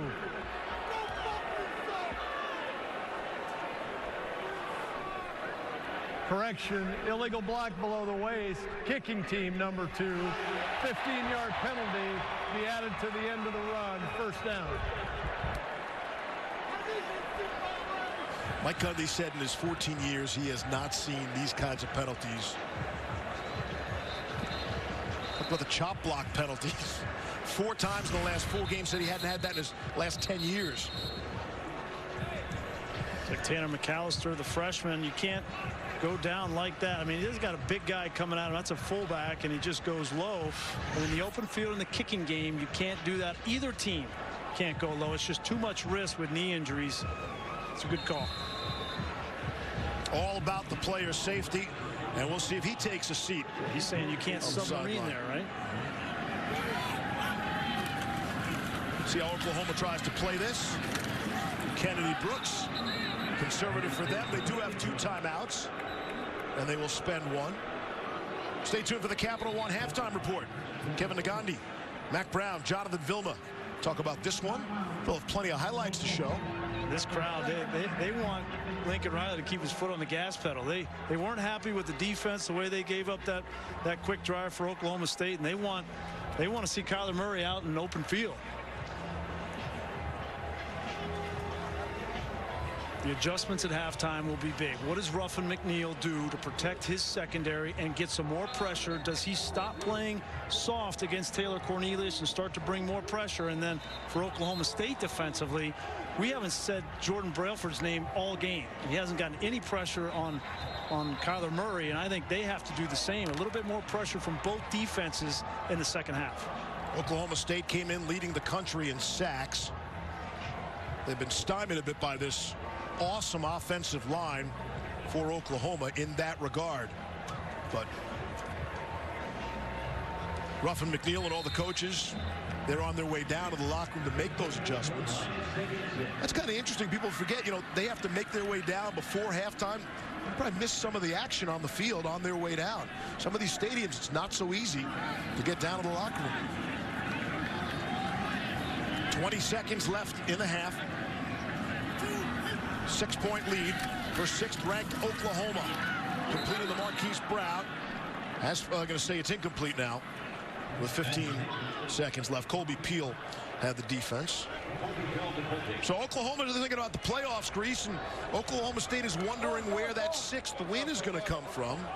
They've still got a tough, you know, beyond this game, tough schedule the rest of the way, and they're trying to become bowl eligible for the 13th consecutive season. But they got West Virginia at home and at TCU. There are no guarantees, and they're obviously in a huge fight. Big underdog, 3-touchdown underdog here today. 3rd and 6. Murray to throw across the middle. Finding his way in the seam is Nick Basquin. Able to make the grab and a timeout. Looks like they're going to clock it. Get the first down, stops the clock, and put this on the ground. That'll allow them to keep that timeout. But I think it's close here. 5 seconds. You can't really run a play and trust that you're going to get the clock stop with the timeout in time. I think you got to attempt a field goal here. It's normally the cutoff, 6 seconds, but Lincoln Riley's going to roll the dice.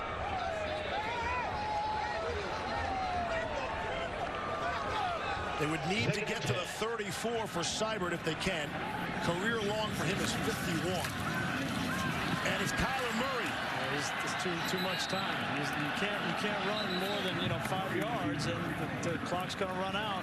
And I think Lincoln Riley was telling Kyler Murray, listen, don't run around. You got to get down so I can call the timeout, and that's just a missed opportunity. This is where the speed of Kyler Murray came back to bite him, right? He's so fast that he's like, I got green grass, I got green grass. You guys should go down right there. If you went down right there, you can call the timeout, but that very clearly ran out. Oklahoma getting a little greedy at the half, maybe. Trying to get one more yard.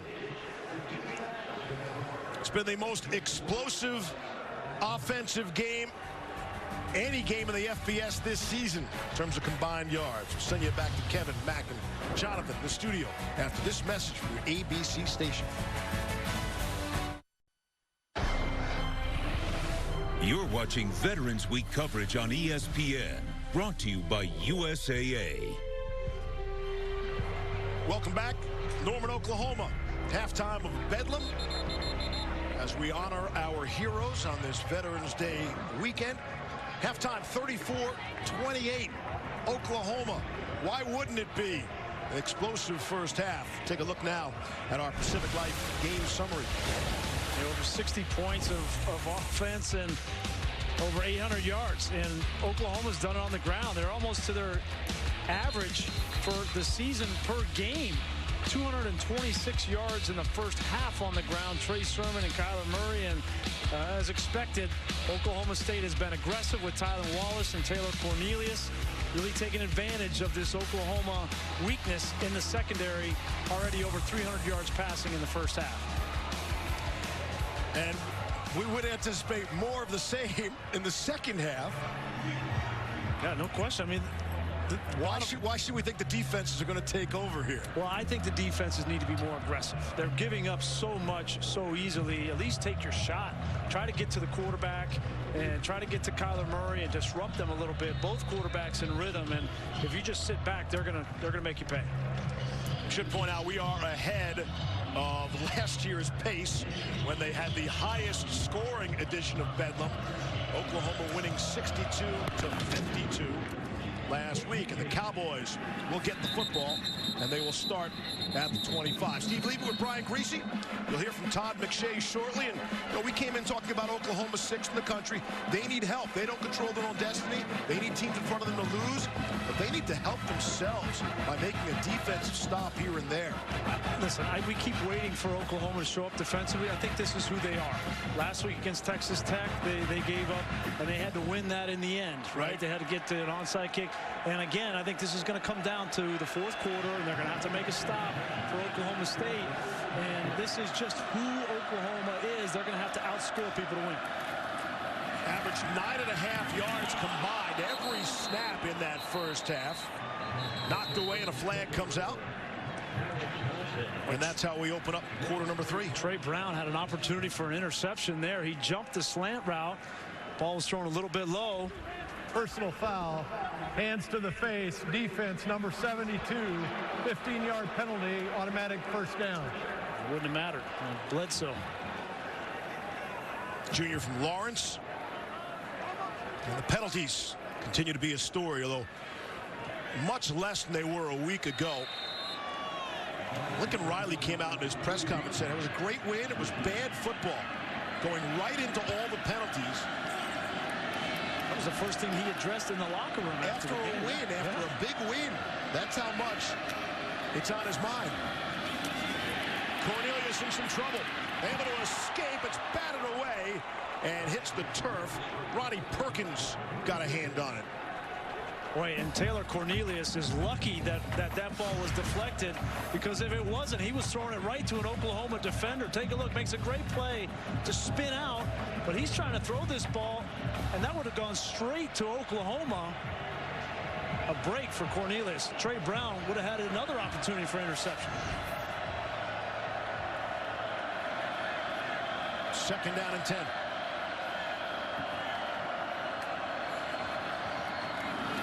Quick toss to Hubbard.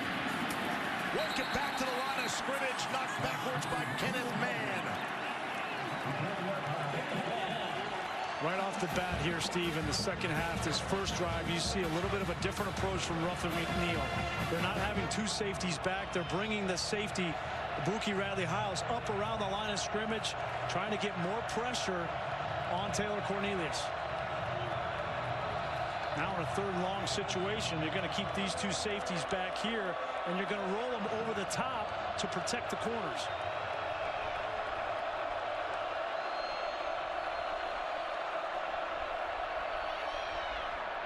Underneath, able to complete to Hubbard. Well short of the first down. Jordan Parker made sure of that, and it's fourth down. And we hear so much about those halftime adjustments. Maybe a snapshot of that there. Well, in that time, I thought he would play too deep and protect those corners, but Ruffin decided to play it more aggressive and played a deep safety and man-to-man underneath, and a great job by Jordan Parker. You're going to give up the completion. Just get the guy on the ground before he gets the first down and they force a punt. Matt Hockett is back. CeeDee Lamb is set to return. Hockett is the backup punter. Siner had a 50-yard punt, but a 64-yard return by CeeDee Lamb. Now that's fair catch at the 10-yard line, a 44-yard punt there. Take a look at celebrating the upset. Brought to you by Outlaw King on Netflix. This was 4 years ago. Bedlam right here. 19.5-point underdog. Tyreek Hill. They kicked it to him a second time after roughing the punter call. Bob Stoops elected to re-kick. Tyreek Hill, a 92-yard punt return, tied it.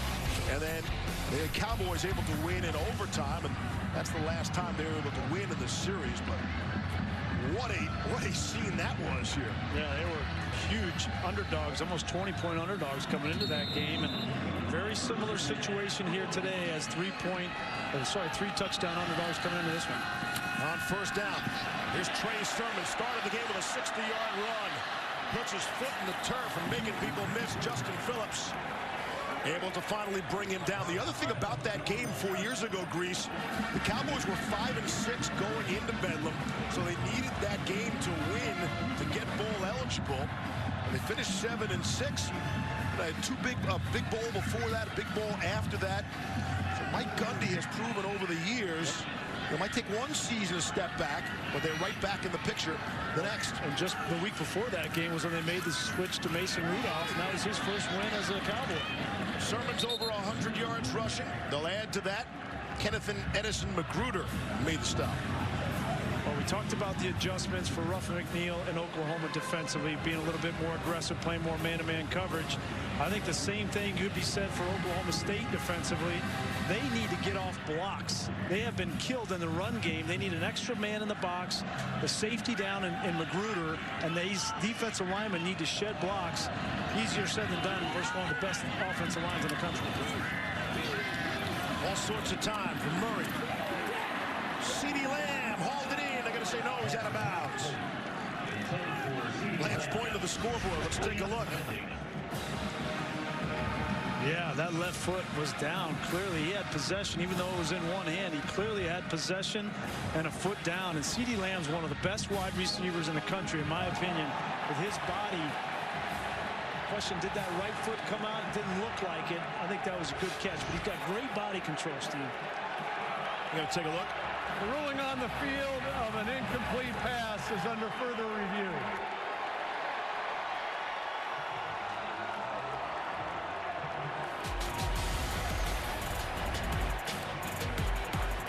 Big difference in yardage from their own 31. Or will we be at the plus 38? Find out when we come back.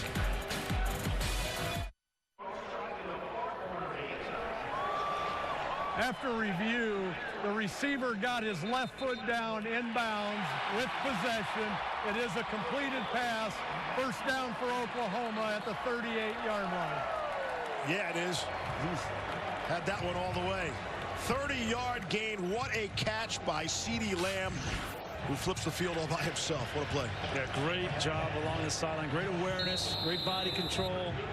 It's good to see CeeDee Lamb get back involved in this football game.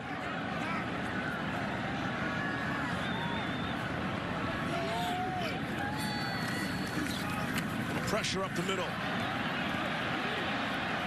Murray doing the dance.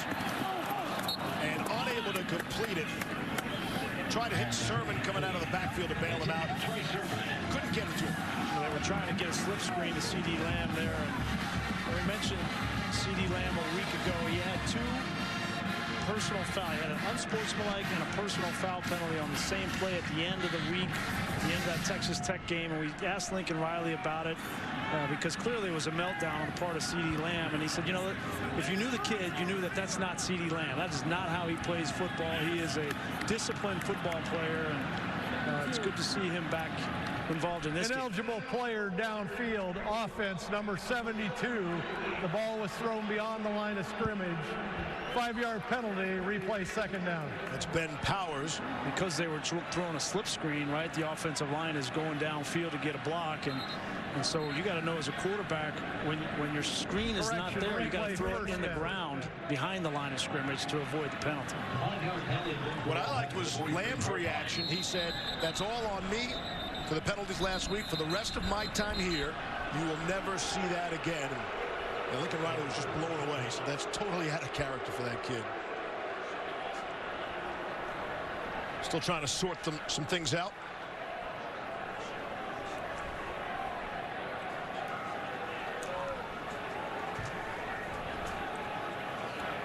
Oklahoma State has chosen to decline the foul. Brings up second down. You know what? That's not a bad strategy. Not a bad strategy because this is such an explosive offense, right, Todd? Yeah, I was just going to say the same thing. I would rather second down and 10 than first and 15. Don't give him another shot. Yeah. Man, why give him one more offensive snap? They're averaging over 10 yards a play in the game. Second and 10. Ready to go back to work. The Oklahoma State 38. Murray in some trouble. It'll go down.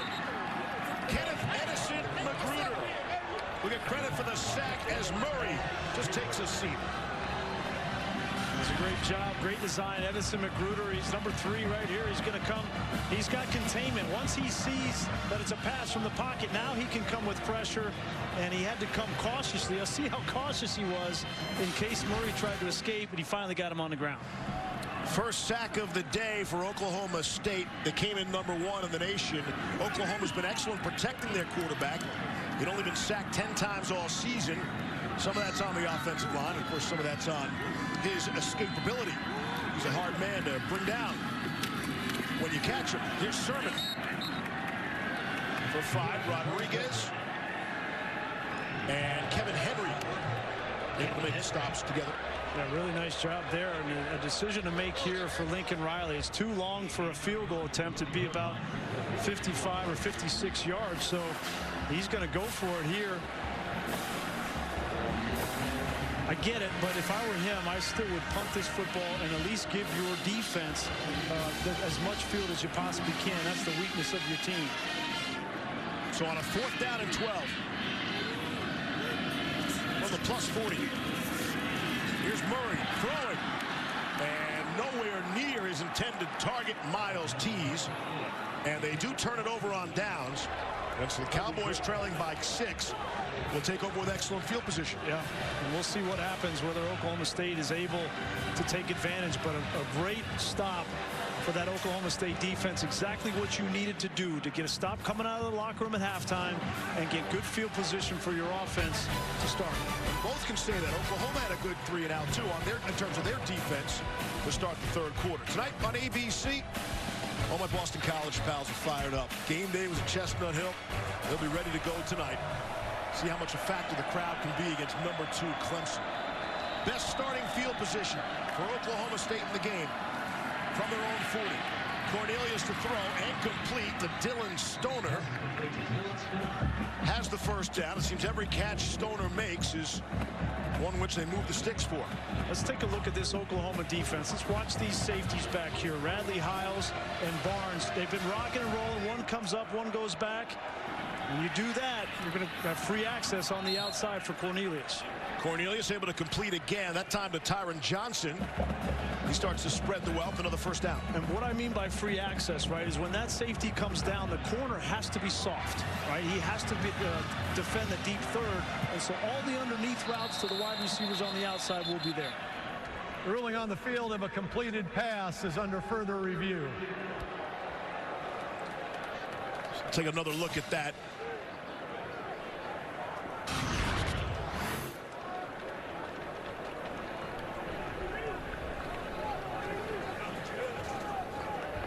The umpire blocking your view on that replay. Michael Cooper. Tough to tell. Yeah, certainly didn't look like a clean catch right off the bat. The question was, did the ball touch the ground and help him to catch the football? But from those 2 looks, nothing conclusive. You know, Mike Gundy says we don't get 5-star guys here. Tylan Johnson's a 5-star player. Went to LSU. Wanted some more opportunities to catch footballs. Redshirt junior from New Orleans. Well, there was a lot of questions as to who would step up for Oklahoma State from the receiver position. Obviously, they lost a ton with James Washington and Marcel Aitman. And then J.J. McCleskey, remember, he left after 4 games, felt like he wasn't getting the ball enough. And really, Tylan Wallace has taken over that role as the primary receiver for this offense. After review, the ruling on the field stands as called. And Tylan Johnson has been that secondary guy that has come along. And Dylan Stoner really has taken over from McCleskey in that slot position. McCleskey played the 4 games. That's the magic number. Now it is. Current college football landscape. And he will look to go elsewhere. Play football elsewhere next season. First down and 10. At the Oklahoma 40.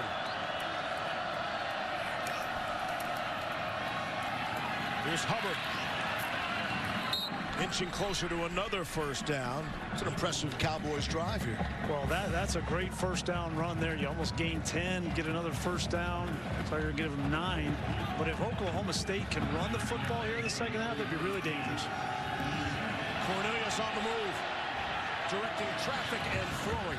Had a man come open, couldn't put enough air underneath it for Wallace to catch up to it. Yeah, there's a lot of backyard ball going on right now. Kyler Murray extending plays, and now Cornelius extending plays, and Wallace just tried to separate off of a broken route. And if Cornelius would have held it a little bit longer, it would have been a touchdown.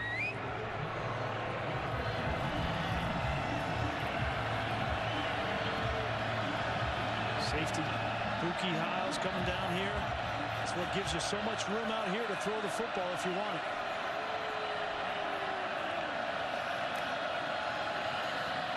Trying to run for it with Hubbard. We'll see where they mark the forward progress. It'll be very close. Kenneth Mann and Kenneth Murray coming up big for Oklahoma. They gave it to him, I think. Yep. They're moving the chains. That looked very close. But they gave him the forward progress. They're not even going to take another look at it. Oklahoma State quickly snaps the football. Cornelius throwing and a grab. Dylan Stoner goes up to make the catch. Wow. Cornelius was under tremendous amount of pressure, and he almost threw this just hoping that something good would happen. Stoner was double covered in the middle of the field and made an unbelievable catch. 18 yards on that last play. Cornelius is feeling it right now. He started out hot, too. We had touchdowns on 5 of our first 6 possessions. The only one that wasn't a touchdown was a field goal. On the ground, Chuba Hubbard trying to spin away. Good second effort. Kenneth Murray makes another stop. Hubbard is an interesting story. I mentioned he's from outside of Edmonton. They looked at his tape and they saw him running away from guys. And, you know, the field's bigger in Canada and everything's different, the dimensions. And he comes over here and all these Texas high school tough guys are going up against him. And Hubbard was able to answer the bell, took a big pop, jumped up right away. Coaching staff telling us he's the legit tough guy as well. He just can't skate. He said skating was an issue, so he went to football. When you run that fast, you don't need to skate. 2nd and 6 from the 7.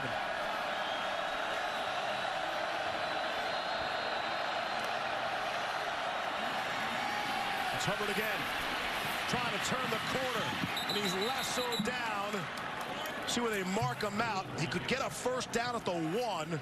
It is Buki Radley-Hiles who made the stop. You see the speed here of Hubbard, a 10-4, 100-meter guy. He runs right around the edge of the defense and almost gets another first down, brings up a 3rd and short here. This will be interesting because Oklahoma State has not been very good this season running the ball in short yardage situations between the tackles. We'll see if they take this ball to the edge as well.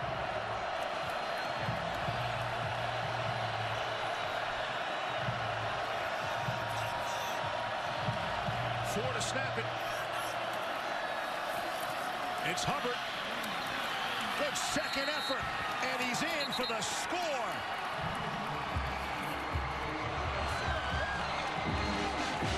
And we are all tied up at 34 with 7.5 to play here in the 3rd quarter. That was an impressive drive by Oklahoma State. And a big-time block by the tight end, Jelani Woods. Here he is. He's just going to come off on the defensive end. He's a converted quarterback, but he's 6'7", 250 pounds, and he just clears the way for Hubbard to get in for the touchdown. That's an impressive young man right there. To make the move from quarterback to tight end is not easy, and to be that physical is unheard of. Everybody in college football is a converted quarterback. And they're all coaches' kids. Matt Amendola boots it through and breaks the tie. It's our 3rd lead change. 7:32 to go in the 3rd. Oklahoma State by 1. Bedlam, indeed. We're not going anywhere.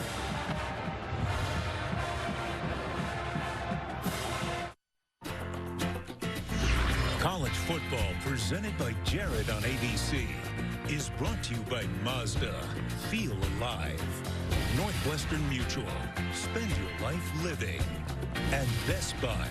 Let's talk about what's possible. Bedlam 30 years ago. Mike Gundy a chance to win the game. The ball is dropped in the end zone. Oklahoma beats Oklahoma State 31-28. Barry Sanders won the Heisman that year, rushed for 215 yards and 2 scores. And And there is Mike Gundy, who has spent more than half of his life either quarterbacking or coaching at Oklahoma State. He was a heck of a quarterback, no question. So here we go. Oklahoma trailing by a point. 7.5 to go in the third. Well, if Oklahoma State is going to keep this lead, they're going to have to figure out this offensive line and this run game for Oklahoma. Take a look. Some of the plays that these big guys coming up are setting up. Samaya, Ford. This is Bobby Evans pulling. Look at how everybody's covered up. Ben Powers, that play could not have been better blocked. You get Trey Sermon and Kennedy Brooks to the second level, and they're going to make you pay. And you add in Creed Humphrey at the center position. I think this is one of the best, if not the best, offensive line in college football. And Oklahoma State is going to have to continue to get that 6th and 7th man in the box to stop the run game. On the ground with Trey Sermon, able to squeeze through a hole. There is a penalty marker down. And just to say those nice things about the offensive line. Let's see if it's coming back for holding. We'll check. Holding, offense, number 71. 10-yard penalty from the previous spot. Replay, first down. That is Bobby Evans. And again, the offensive line coach, he's the co-offensive coordinator, is Bill Bedenbaugh. Apparently, we mispronounced his name about 1,000 times last week. And so we want to clean that up and apologize to his entire family. Good news for Bill, by the way. This past Wednesday, named a Broyles nominee. Yeah, as he should be. Well deserved for the assistant coach of the year in college football. He's a semifinalist. Yep, and for all the talk about Lincoln Riley, to the NFL one day, and they say the same things about Coach Bedenbaugh as well. The NFL might be looking at him. Right now, all eyes on Bedlam. And Kyler Murray. It shows you some of the arm strength. They'll throw it away there. This game feels like it's taken a big turn all of a sudden in favor of the Cowboys. Well, I think you kind of knew when you get a stop on defense, either one of these teams, that the other offense, they're going to score. It's just a question of whether it's a touchdown or a field goal. And I think Lincoln Riley knows, he knew coming in this was going to be a dogfight. It's going to be a fourth quarter game. And that's just the way it's been for Oklahoma, especially last week and again this week. Sermon on the ground. First 5 possessions for Oklahoma.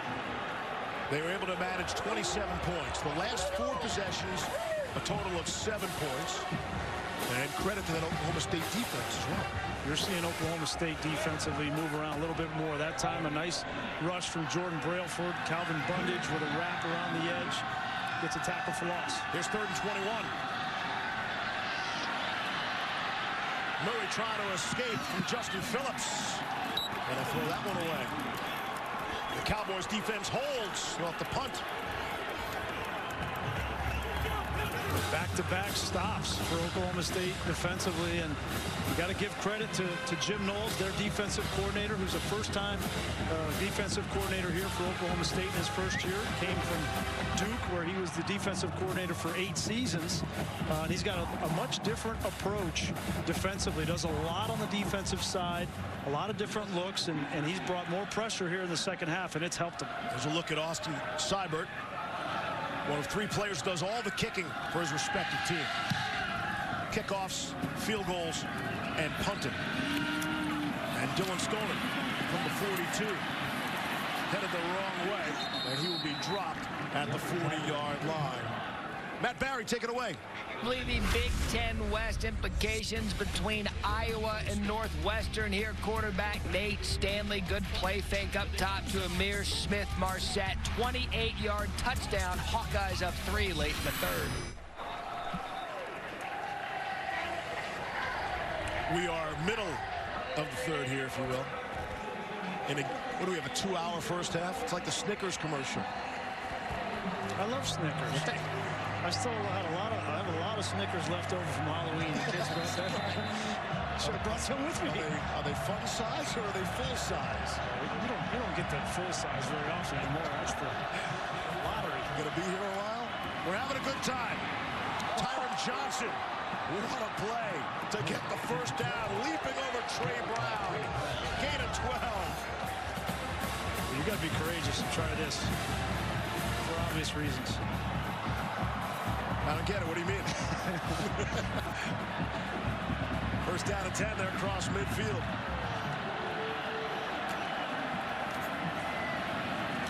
Good protection for Cornelius. All sorts of time down the sideline. And Johnson was looking for a flag. Brown was with him step for step. Now we've seen Trey Brown get beat quite a bit already in this game, but a great job here on the double move. Watch him. He doesn't react to the double move. He stays in phase with Johnson. That's as good as you can do it. And when Oklahoma in these corners do it well, you got to point that out too, because they've been beat a lot, but that's really well done from Trey Brown. Brown, the fastest player on the field for that Oklahoma defense. Showed some of that speed there. Cornelius, dangerous throw. Able to get it to Landon Wolf, who lowers his shoulder. And we'll see where they spot him. Maybe just short of the first down. You see the unofficial yellow line for the first down marker. Both these sets of wide receivers on both sides are blocking tonight. They are not just catching the ball. We've seen C.D. Lamb blocking on touchdown runs, but Kennedy Brooks, and that time Tylan Johnson gets a big block on Trey Brown, which allows them to almost get a first down, but that's what Mike Gundy wants from his wide receiving crew. James Washington and Aitman were great at it a year ago, and this crew's taking over for them. They've had great wide receivers. They're the only school with 3 Biletnikoff awards. Justin Blackman got it twice. James Washington once. Dez was a finalist. And Tylan Wallace is on that Biletnikoff watch list right now. A couple of chain links. He's up there. He's up there on that list. I mean, I got my ballot for that the other day. It's Hakeem Butler at Iowa State, certainly way up on that list. Are you going to vote for the Biletnikoff? Yeah, Marquise Brown. I know Todd has Marquise Brown, right? Todd, you got Marquise Brown up there in the draft stock? Yeah, I've actually got him as the first wide receiver, and he wasn't coming into the year. I just think he's improved as a route runner. The speed is obvious. Everyone sees that, but he's become more consistent as a route runner and catching the football, especially in traffic. And Tylan Wallace, you didn't have him on your radar either. No, that'll be a year from now. He's only a sophomore, so we got to wait another year. But I mean, Wallace has been awesome. How about the 10 catches for 222 against Texas in that upset? Stepping up big with the contested catches, one after another. He's a big-time player. I look at that, Todd. I look at, how do these players, especially running backs and receivers, play in the big games, not against the bad teams. Third down and 1. Cornelius on the quarterback keeper. Don't know why we don't see that more often. And they get the first down. Boy, and that got this offensive line fired up. We haven't talked anything about this Oklahoma State offensive line, but Marcus Keys is their leader up front. Started 33 games for them, and at 310 pounds, they ran right behind him. He was a first-team All-Big 12 guard last year in the Big 12. Cornelius was under center for that snap, too. Earlier this season, the game against Texas, people were wild. They ran out of the eye. That's something they hadn't seen a lot in Stillwater. Off the play fake. Under pressure. And skips it to Wallace. And it will go incomplete. Cornelius moves better, Grease, than a guy who's 6'6" and 232. Yeah, no, he's got a long stride. He's not as quick. His movement in the pocket is not as sudden. But once he gets going, we haven't really seen much of that in this game tonight. He hasn't been keeping the ball on those zone reads. Maybe they're saving that for the fourth quarter. But when he gets ahead of steam, he's hard to get down. Second down and 10. Coming up on 5 minutes to play, third quarter. Number 6 in the ball game. Hubbard will get sent back to the line of scrimmage. Looking forward progress for a couple. Kenneth Murray making the stop. It was when all the questions were being raised about the defense and Mike Stoops was let go and the move to Ruffin McNeil that Kenneth Murray said the brotherhood of that Oklahoma defense is at an all-time high. Trying to keep this unit together. They need a big play here. Third down and 8. This is the time where Curtis Bolton, the linebacker, number 18, who's one of their better pass rushers. Here he is right here. I'd love to bring him in rush situations. Here he comes. Oh, great call, Grease, right on it.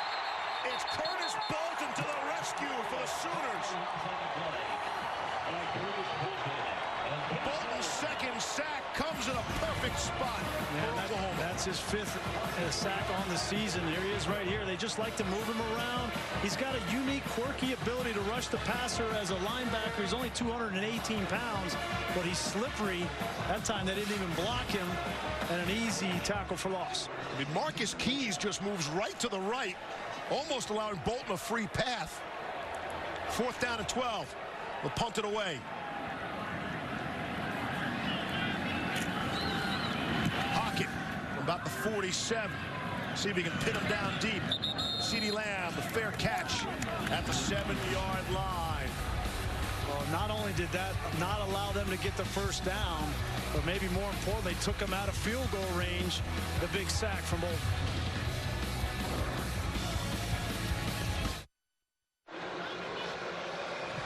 Welcome back to Veterans Week on ABC. Brought to you by USAA. 122nd consecutive sellout there at Memorial Stadium, the Palace on the Prairies. You see the National Championship Trophy presented by Dr. Pepper.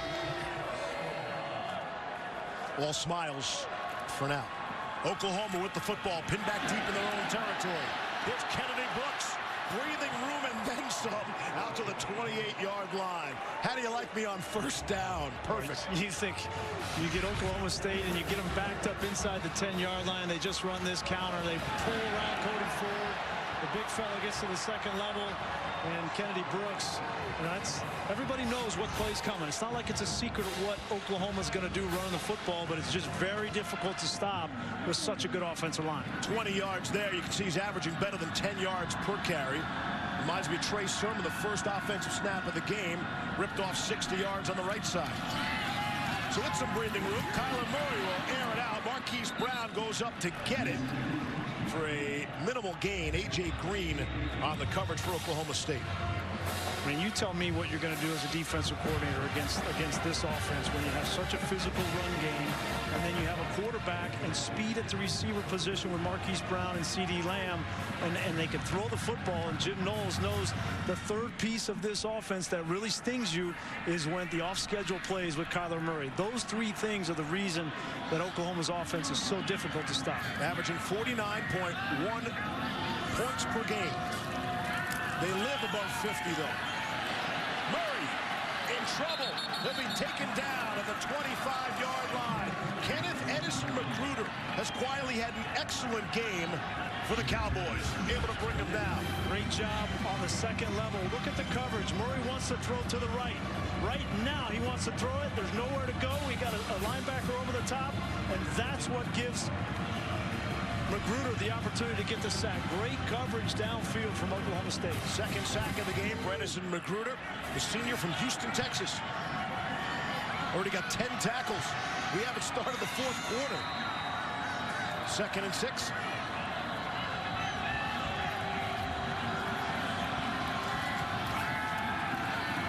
Murray in some chaos, able to get it out to Brown. Oh, Brown makes people miss. Across midfield, and they'll scamper out of bounds there. Marquise Brown, slippery for 25. Yeah, and Rodarius Williams there, number 8, the corner. That's who needs to make this tackle. This is the 4th or 5th time that Marquise Brown has caught this little shallow cross. And there comes Williams. He overplays it and gives up an extra 20 yards. Green and Williams, and neither one could come up with the play. Just across midfield.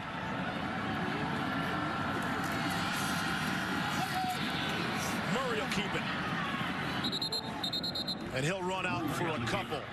Jarrell Owens forced him out. Todd. Hey, Greasy, I want you to watch this one more time and tell me what you would do if you were in this position. It was an unbelievable cut. Marquise Brown, I mean, he was dead to rights. And to make that move with the two guys converging on him, he's a special talent. I don't put myself in that position, Todd. Yeah. I throw the ball to him. Or run out of bounds.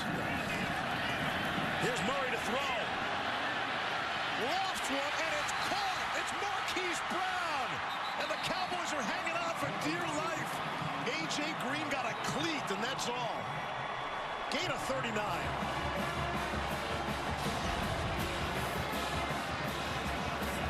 Todd talked about his route running, and it's just a double move on the outside. A.J. Green bites.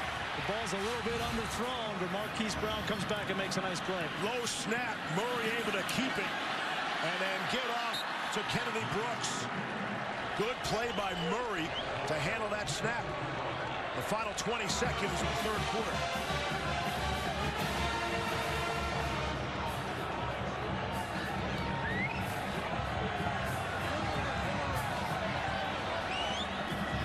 See if they want one more play here. 5 seconds on 2nd and goal from the 5. Zeros on the clock. They're going to let him play it. And the touchdown. Kennedy Brooks for the score. And Oklahoma back on top. And clearly there were zeros on the scoreboard before the snap. Take a look at the clock. And remember how that works is the back judge is looking at the clock, and he'll look up at the clock when it hits 0. When it hits 0, his eyes will come back down to the snap of the ball. So there's a little bit of an echo there on the zeros. You love the echo. You hear the echo of the whistle. And so that's how the third quarter will come to an end. We're over 1,000 yards in total offense.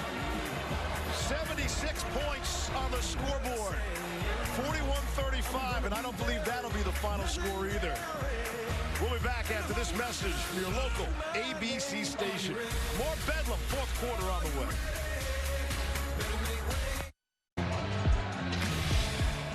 Welcome back to college football on ABC, presented by Jared, the Sooner Schooner, doing his thing. Look at my man there.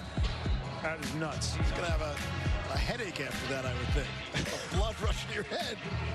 Look at him. It's the least of his problems. You know, as I told you guys in the car on the way over, it's one of 3 vehicular mascots. Yeah, you told us all right. Tell the truth. Reese got him right away. Purdue and Georgia Tech. They got the Rambling Wreck and the Boilermaker Special. After you made us go through 500 of them. Yeah. My dad would not have let me get away with not knowing Purdue. Monday night, Odell Beckham Jr. and Saquon Barkley head to San Francisco to take on Nick Mullins and the 49ers. Who? Nick Mullins. Okay. You know who he is after last week. 1-0. Impressive. Giants-Niners, 8:15 Eastern on ESPN. Streaming on the app. One of those great games of the 90s they had. Where's Jim Burt? 49ers Giants in that great rivalry. All right, we open up quarter number 4. 6th-ranked Oklahoma with a 6-point lead. And the Cowboys come out throwing and completing to Chuba Hubbard, who's been excellent. All-purpose yards, he does it all. Had 111 all-purpose yards in the game against Texas. And he's been a factor in the backfield there. Oh, he's just such a great threat out of the backfield. Catching the ball and then running it, he's been effective too. I think you see who's the heir apparent to Justice Hill. It's obviously Chuba Hubbard, and now Taylor Cornelius starting to push 400 yards passing in this football game.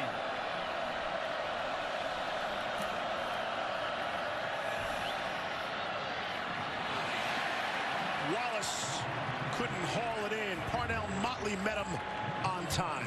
Nice job by Motley coming back and making a play on the football. Even though you're beaten with the route, don't give up on it. Come back and make a play, and that's good to see Parnell Motley, who at the end of last week's game gave up a big touchdown. Had some penalties go against him as well. That's the first time I called his name all game here today. Imagine a defensive back not having his name called in this kind of game. 2nd down and 10. On the ground, it's Hubbard. 1 or 2. Kenneth Murray made the stop. Hubbard has carried the ball 14 times for 57 yards, made 4 catches for 30 yards, and has been involved in the return game as well. He's up a big 3rd down here. The place is starting to bounce a little bit.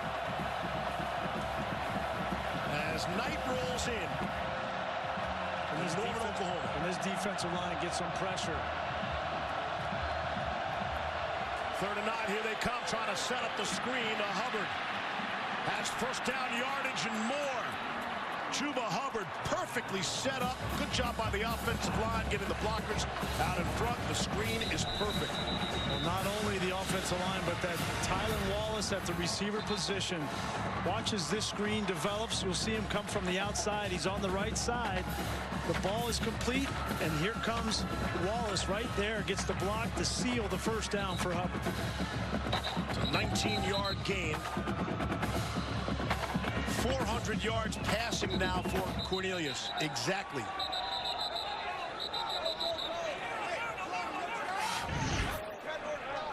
Looked like Oklahoma had a player down. Jordan Parker.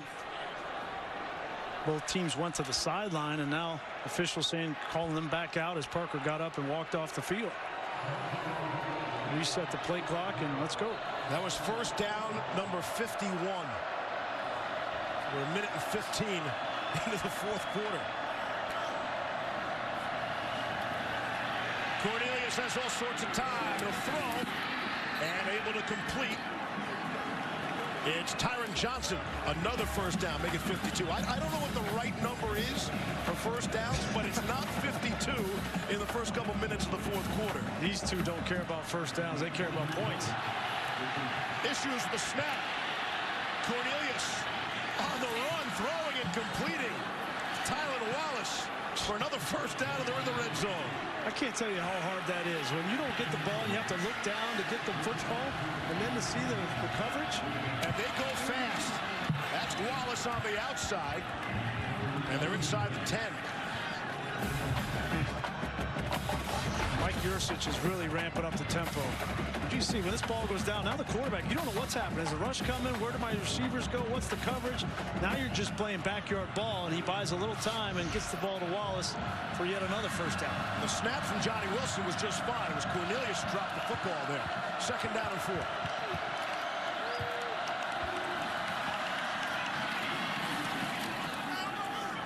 Another first down. L.D. Brown, his first carry of the game and 11th of the season. Redshirt sophomore from Dallas checks in. I don't think we've had, Steve, a turnover in this football game. And neither one of these defenses has really challenged, whether it's an interception, fumble. Neither one of them have got many turnovers on the season. Oklahoma only has 7 coming into this game. And that's 123rd out of 130 teams in college football. They desperately need a turnover. First down and goal. Cornelius will throw back to the end zone, and it's knocked away. Looking to go to Tylan Wallace, and it was Motley there with the excellent coverage. This is the matchup that Oklahoma State wanted. Wallace on Motley, and Motley just gets enough there, gets that hand up. It's a good no call by the official. Both the offensive player and defensive player were pushing off, and give credit to Motley. Motley was so upset with his play a week ago, and the coaching staff had to remind him, hey, we won the football game. We won. They try to just move on to the next play. Here is the next play. Second down and goal. 3 to snap it. They get it away. It's Hubbard able to slice through for the score.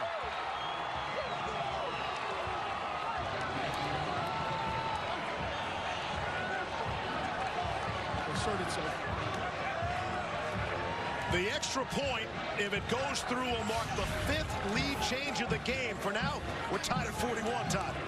I've just been impressed with this offensive line from Oklahoma State. We talked so much about Oklahoma's, but it really started to take over the line of scrimmage, especially in the run game in the second half. That's Hubbard's 3rd touchdown of the afternoon. Here's Matt Amendola. Oh! And he missed the extra point. There is no lead change. It's 41 all. Wow. Matt Amendola had been 42 of 43 on the season in extra points. And he misses this one. His slump continues in a big way. 41 all.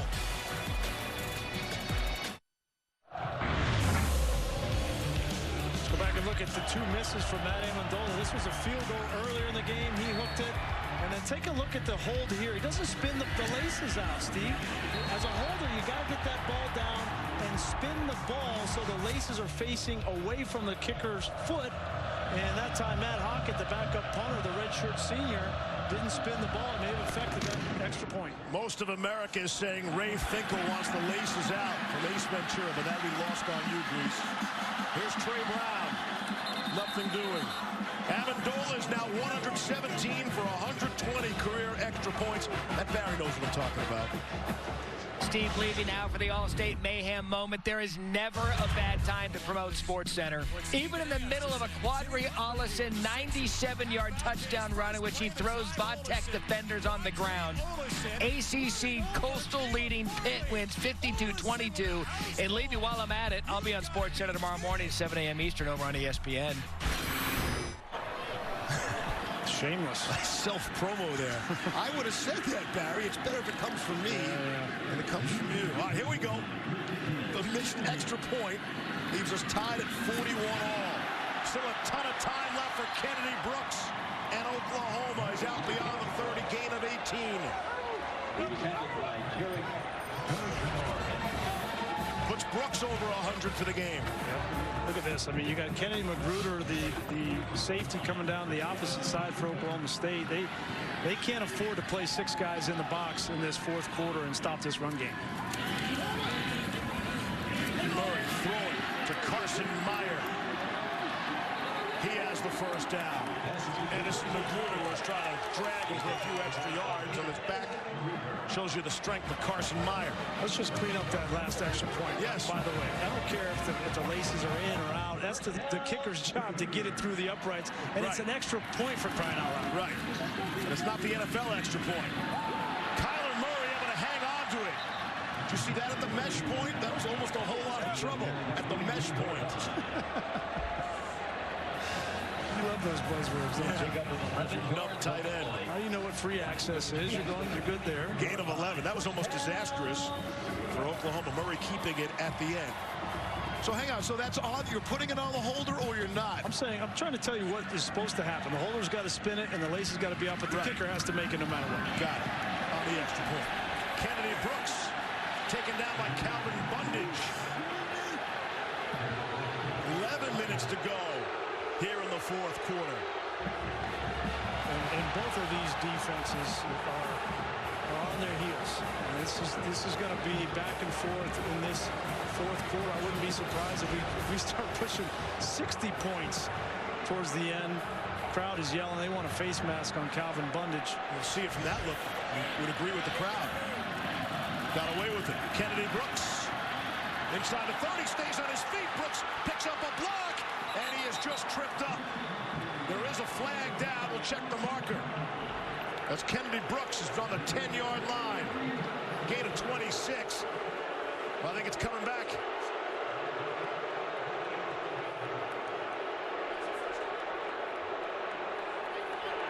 Holding offense, number 74. 10-yard penalty, replay second down. We've had 2 penalties on left tackle Bobby Evans. This is the first one on Cody Ford. He's going to pull around to lead for Kennedy Brooks, and his job is to get the outside of that. And that's a poor call, a really, really bad call. And I get it. When a defender goes down on the ground and you're engaged as a lineman, that's all that the official sees. But that was not a holding call. And Mike Schwab, our director, with the excellent cutaway. Immediately, I'm thinking, show me Lincoln Riley. And Riley appears on your screen because you want to see the instant reaction. And Riley was just looking down at his call sheet. He is forever cool and calm. 2nd and 13. Under 10.5 to play. Both Sermon and Brooks in the backfield. It has to be because they're the only healthy running backs Oklahoma has. Murray does a little dance, and he's going to be spun around for a loss. Dropped in a big way. Eamon Ogbong Biniga able to make the stop. Amen on that. Great coverage downfield. Marquise Brown is who Kyler Murray wanted to get. You're going to see he's looking downfield. Marquise Brown ends up being double covered. Here he is. This is Marquise Brown, and you see both these defenders. That was great coverage downfield. And then Amen gets in the backfield for the sack. Really, Amen? That's his name.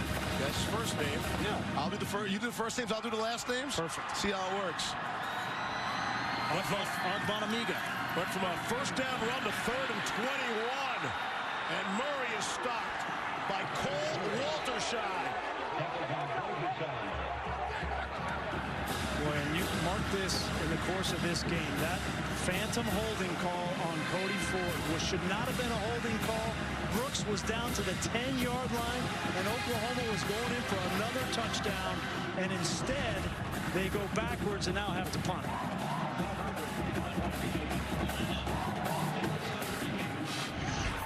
So from 1st and 10.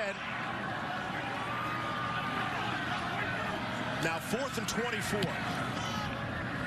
And the punt from Seibert. Called for a fair catch and let it bounce, and it'll be down at the 22-yard line. 8 minutes, 38 seconds left in the 4th. Regulation time.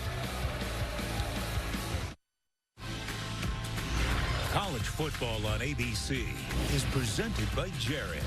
Dare to be devoted.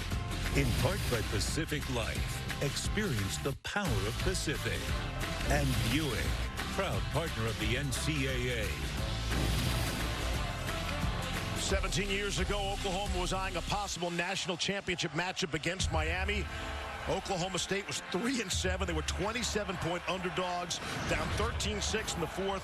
Cowboys put up 10 unanswered to upset number 3 Oklahoma. Yeah, and this is during the break. Lincoln Riley talking to the officials. He wanted that face mask call on Calvin Bundage, which I don't disagree with, and then the obvious phantom holding call on Cody Ford. But you know what? Oklahoma's not going to get the benefit of the doubt. They know that, and he's going over his defense saying, listen, this is us against the world. We're not going to get a call. We have got to dominate this last 8.5 minutes of this game to win. So here we go.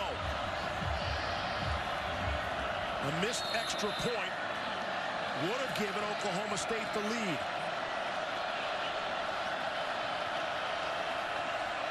First down and 10 from their own 23. Taylor Cornelius, the quick throw, able to complete. Tyron Johnson. If I'm Mike Gundy on the sideline after that break, I'm telling my quarterback, say, listen, you keep doing exactly what you've been doing. Be patient, take what the defense gives you. Don't turn the football over. We can move the football on these guys. Cornelius will try the other side. That's Tylan Wallace, couldn't come up with it. Boy, Tylan Wallace has been so good in this game. He's been so good for Oklahoma State all season. And in the 4th quarter, with the game on the line, you got to make that play. He's been targeted 14 times tonight, Grease. 7 receptions. Johnson has 9 catches on the night. Cornelius already a career high, 448 yards passing. 5th-year senior in his 1st year starting. Looking to make his mark in his opportunity, Todd. You know, we've seen issues in the secondary all season long for the Sooners. It's been interesting to watch tonight. There have been several times where Brennan Bradley-Hiles, the freshman nickelback, and Parnell Motley, number 11, who's really struggled throughout this season, have been getting after each other, yelling and screaming about communication issues. It's something to keep an eye on as we get under 8 minutes here in the 4th quarter. 3rd down and 6. Looks like a man-to-man coverage underneath and 2 deep safeties. Cornelius gonna run for the first time, has the first down and slides across midfield.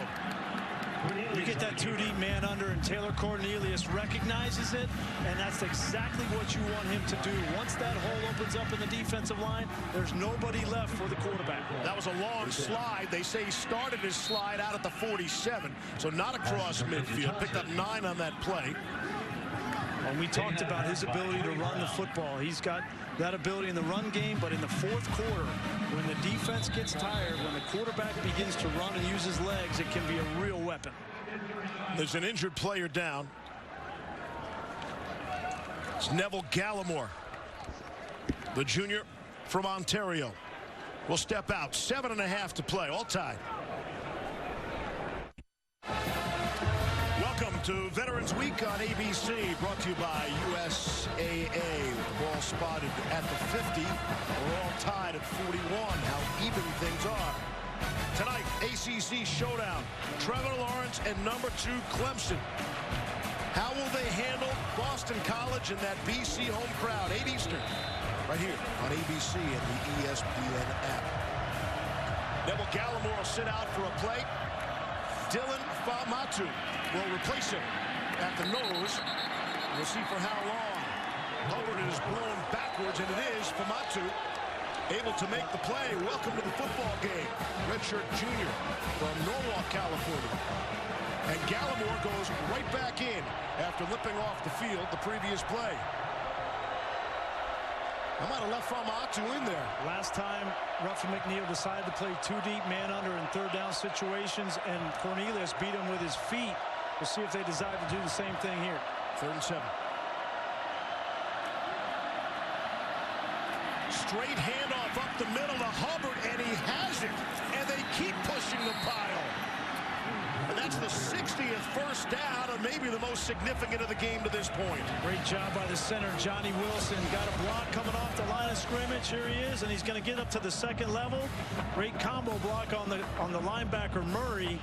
And when you're 3rd and 7, and you can just turn around and hand the football off on the inside run and get a first down, you really know all things are clicking. Maybe they're tired to hear you praising that Oklahoma offensive line. They want some love for that Cowboys offensive line led by Johnny Wilson. Last 2 first downs for Oklahoma State via the rush. Have the Sooners defense guessing. They'll keep it on the ground with Hubbard for 5 more. Down to the 35, and the football comes out. Let's see. Oklahoma has it. It's Kenneth Murray, and that's the first turnover of this football game with 6:09 to play and tied at 41. What a time for a turnover. Well, you got 2 players still down on the field.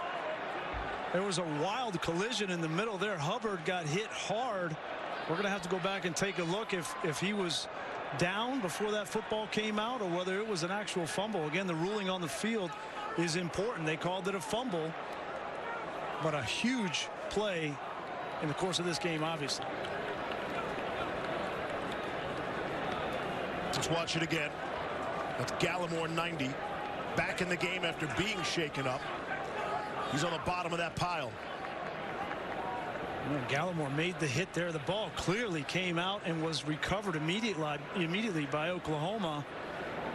And Gallimore and Hubbard are the ones that are down.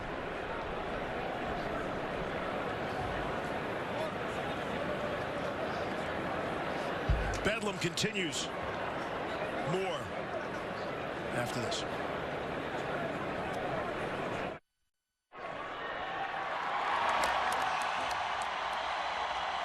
Perfect timing. You're back just in time. You're looking live now. Neville Gallimore just getting up to the ovation of the crowd. You see requiring some assistance there. Yeah, he went down awkward, Steve. He was trying to make that tackle. Looked like he got bent backwards. Chuba Hubbard was also injured. He was the ball carrier. The football came out. On the field, they called it a turnover. The first of the game in Oklahoma's football. We got a lot to unpack here. Let's first take a look and see what happened to Gallimore.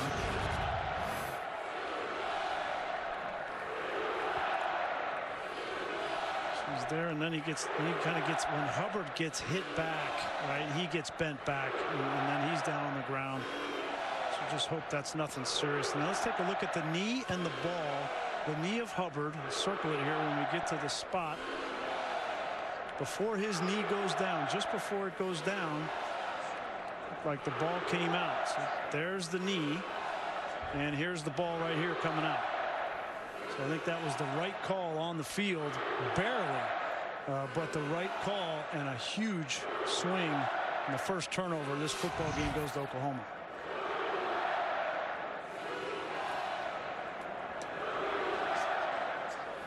We're hearing from the instant replay booth that the call on the field will stand. It will be Oklahoma football after the first turnover of the game. And give credit to Oklahoma defensively. They were on their heels. Oklahoma State was running the football between the tackles. Hubbard was wearing them down.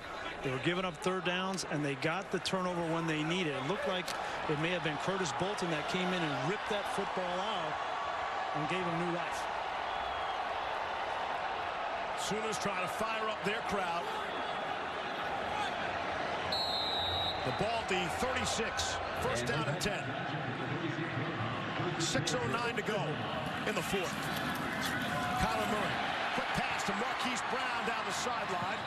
He's got first down yardage, and then he'll run out. Could add 3 or 4 more if he wanted. We're over 1,200 yards in total offense.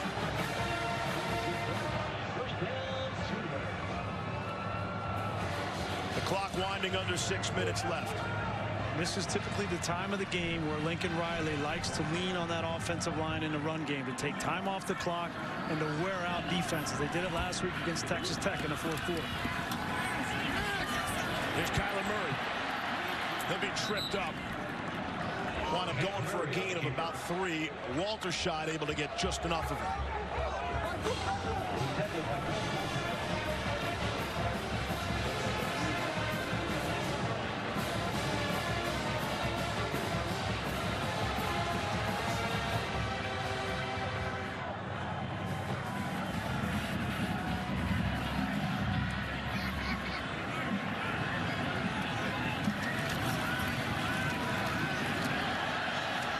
Brooks for first down yardage. Gain of 10 on the play. Oklahoma State got Edison McGruder, the safety, down around the line of scrimmage, that 7th man in the box, and they're still not able to get Brooks on the ground.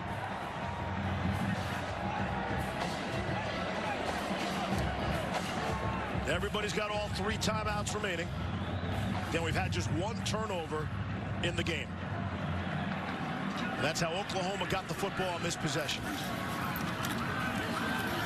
Kennedy Brooks stays on his feet. Another missed tackle for Oklahoma State. There is a flag down, and Kennedy Brooks will be down at about the 2. We'll check the marker. 38 if it stands.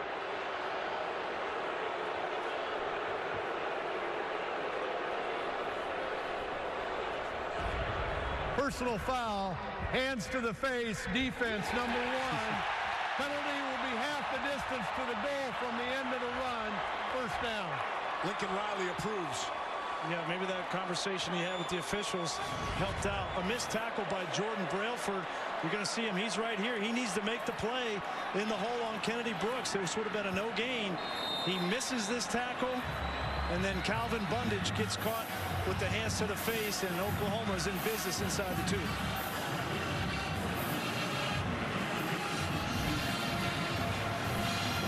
Kennedy Brooks, 14 carries, 165 yards. Let's see if they give it to him here. First down and goal. From inside the 2, it is Brooks. Not going to get there. Back to the line of scrimmage. Second and goal. Clock will wind. We'll get under 4 minutes. Walter Scheid and Brailford making the tackles for Oklahoma State. And the way this football game has gone, you know, you almost wonder if Oklahoma doesn't want to take a little time off the clock before they score this touchdown.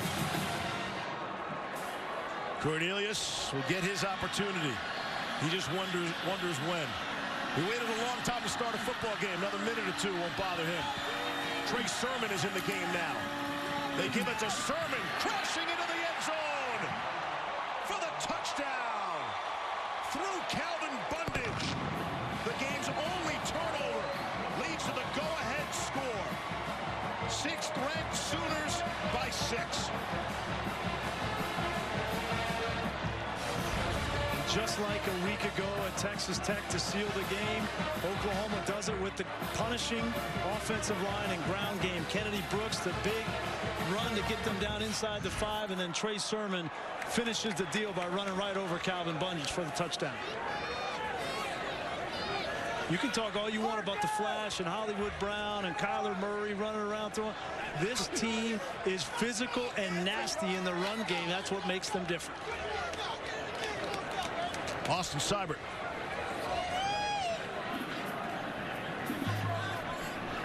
Will set the kick the extra point. The Big 12 career leader in points.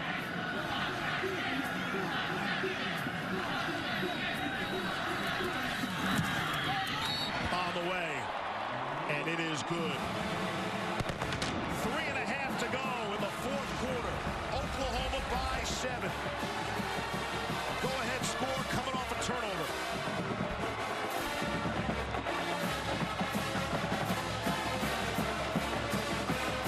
And then it's Trey Sermon with the finishing touches.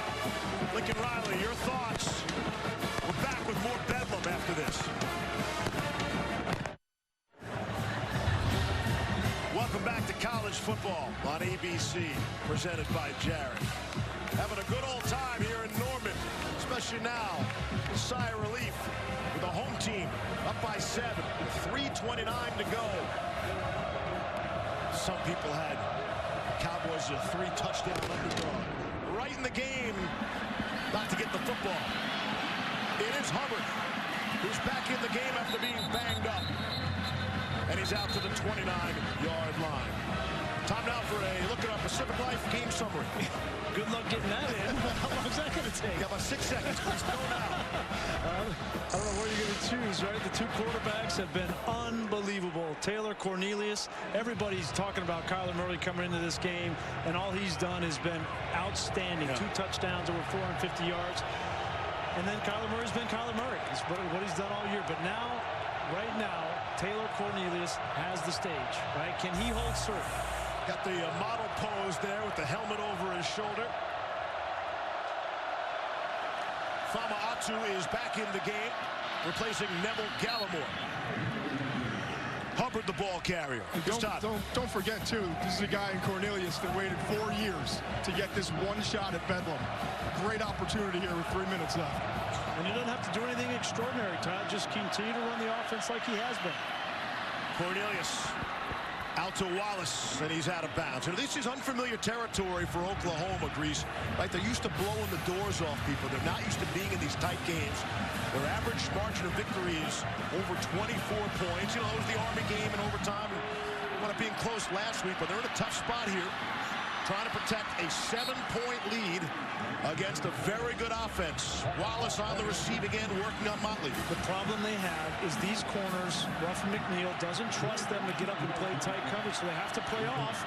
And right now, Oklahoma State is just doing exactly what they should be doing, throwing the ball short, underneath, and methodical, and you go right down the field. Caleb Kelly and Trey Norwood, some good defense there by the Sooners. Clock winds to 2.5 to play. And honestly, if I'm Oklahoma State Mike Gundy, I'm keeping my eye on the clock. I don't need to be in a rush, right? They've been so fast this game. You need to score, yes, but you also need to take time off the clock for Kyler Murray not to get back on the field. Have all 3 timeouts. Both teams do.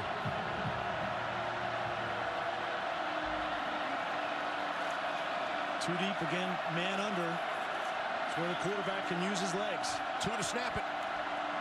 Just get it away in time. It's Hubbard up the middle. It's Hubbard staying on his feet.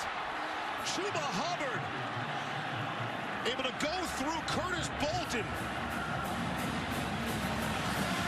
This is just a cat and mouse game. If they're going to play off on the outside, he's going to throw it outside. If they play too deep, he's going to come underneath. Gain of 20. It's Hubbard again. Running Hubbard up the middle has been their best play, their best offensive play. He's over 100 yards now. And honestly, if I'm Lincoln Riley, I think about calling a timeout and giving my defense a little bit of a break. I know your offense doesn't need it as much right now as your defense does. But they're actually getting an opportunity to substitute here because Mike Gundy did.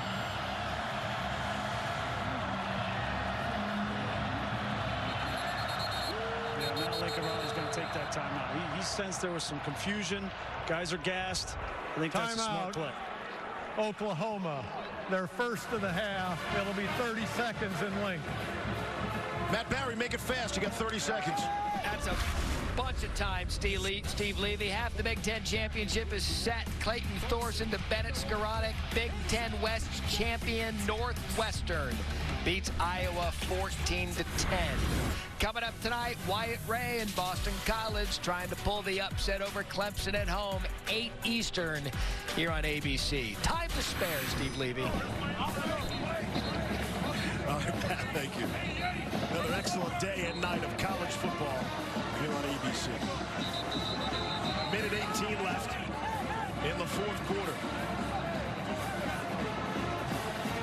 Oklahoma did play an overtime game against Army. No overtime, not yet, so far this season for Oklahoma State.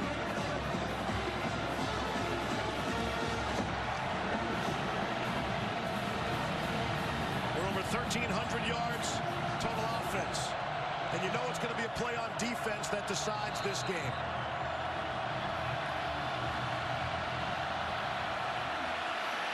Cornelius has the ball batted down. Looked like Amani Bledsoe might have gotten it. Steve, they brought L.D. Brown in the backfield, who hasn't played at all in this game, and they tried to sneak him on a wheel route behind Parnell Motley, but Motley wasn't falling for it. He had leverage, and there was nowhere for Cornelius to go to throw that ball to L.D. Brown. Well done by Motley. There is no foul for an ineligible player downfield.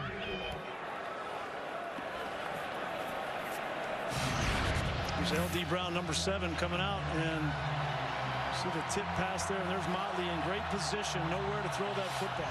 Brings up a 3rd and 7. I think obviously 4-down territory, you don't have to get all of it.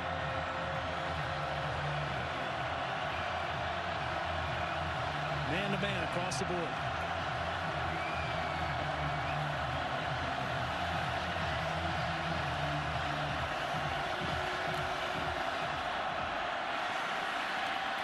Cornelius underneath, juggled and dropped. Chuba Hubbard could not hang on. And it's 4th down. Curtis Bolton blew that play up. It's a good throw here. Chuba Howard not able to bring it down, but I think Cornelius could have run for this first down, Steve. If not, at least bring up a short 4th down situation. When you see that right there as a quarterback, you have got to take it. And here's the ball game. 4th and 7. 3 timeouts. They want to think about it. Cornelius with the game in his hands. And the whistles blew. You couldn't hear it because of the crowd. There is a flag down. I think they had a false start on Oklahoma State. False start. Offense, number 73. 5-yard penalty. Still 4th down. Boy, and that helps Oklahoma State because there was nobody open and nowhere to go with that football. Here he is right here. Tevin Jenkins just gets a little bit of an early start. But you can see Oklahoma looked like they stopped rushing there. They heard the whistle. That's a great point, though. That bails out Oklahoma State. Going to find Tylan Wallace, who's right here in the slot, who's been your go-to receiver all season long. And now Oklahoma's going to play a soft 2-deep coverage. Should be able to find windows underneath that.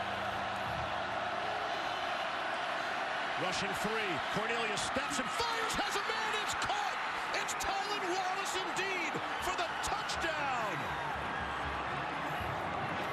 And we are an extra point away from a tie football game. An extra point that Matt Amendola missed on his previous try. With 63 seconds left in regulation. Wow, big time throw and catch.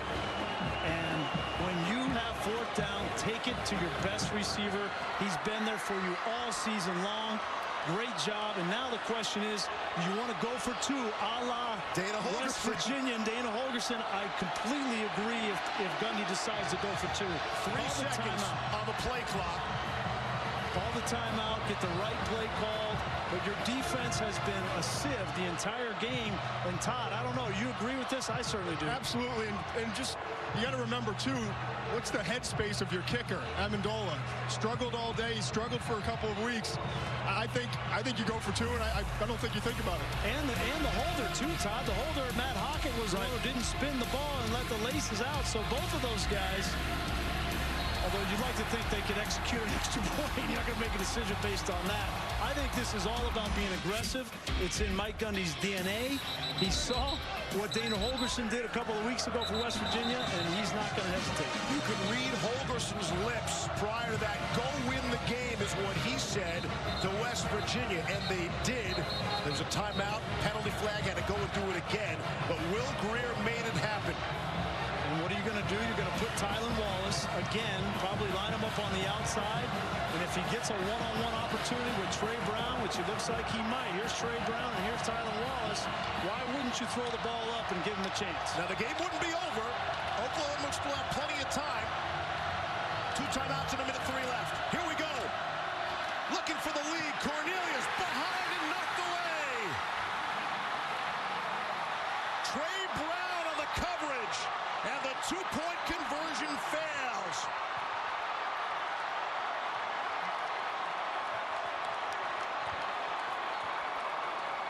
I understand the design of this play, but it's a difficult throw for a quarterback. And Taylor Cornelius threw it way behind Tylan Wallace. He was there for a split second, just trying to run a quick flat. This is called sprint right option. And you get on the move as a quarterback, and sometimes your accuracy suffers. And you see that ball needs to be out here. Instead, it's back here, and it's an easy play for Trey Brown. And Taylor Cornelius knows he missed it. Cornelius has had a brilliant game, 34 of 53. He's passed for 501 yards and needed 2 yards there passing. You see that if that ball was on time and out front, it's a touchdown, or it's a 2-point conversion, and you win the football game. Despite the fact that they didn't convert it, I like the decision. Yes. The execution was not right. Hey, this is Oklahoma State's New Year's Day bowl game, New Year's Six bowl. This is their season, a chance to wreck their arch rivals for 100 years. And it will fall now on Matt Amendola again for that extra point. Todd. Still an opportunity here for the onside kick. You got to have it if you're Oklahoma State.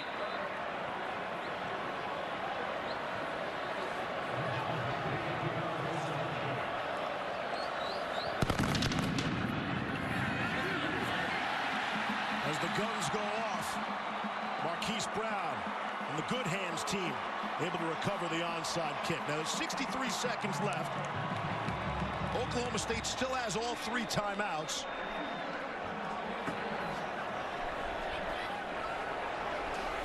There was some confusion with prior to the 2-point conversion taking a timeout. They didn't reset the play clock. And so they never had to use a timeout prior to the 2-point conversion attempt. The issue with Oklahoma State is not the amount of timeouts, it's stopping this run game. But if they can manage to stop Oklahoma on 3 consecutive plays, not give them a first down, they'll have a little less than a minute.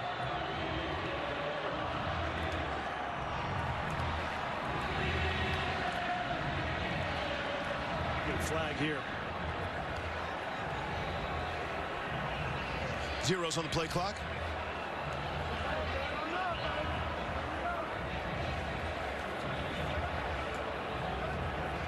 And a conversation.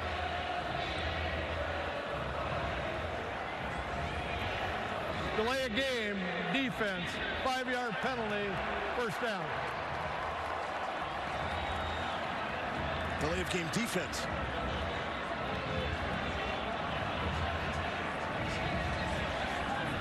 That's big. When you get 1st and 5, it makes it even more difficult because 1 first down and this game's over. That's a critical mistake. Trey Sermon. He's got the first down. Clock will stop to move the sticks.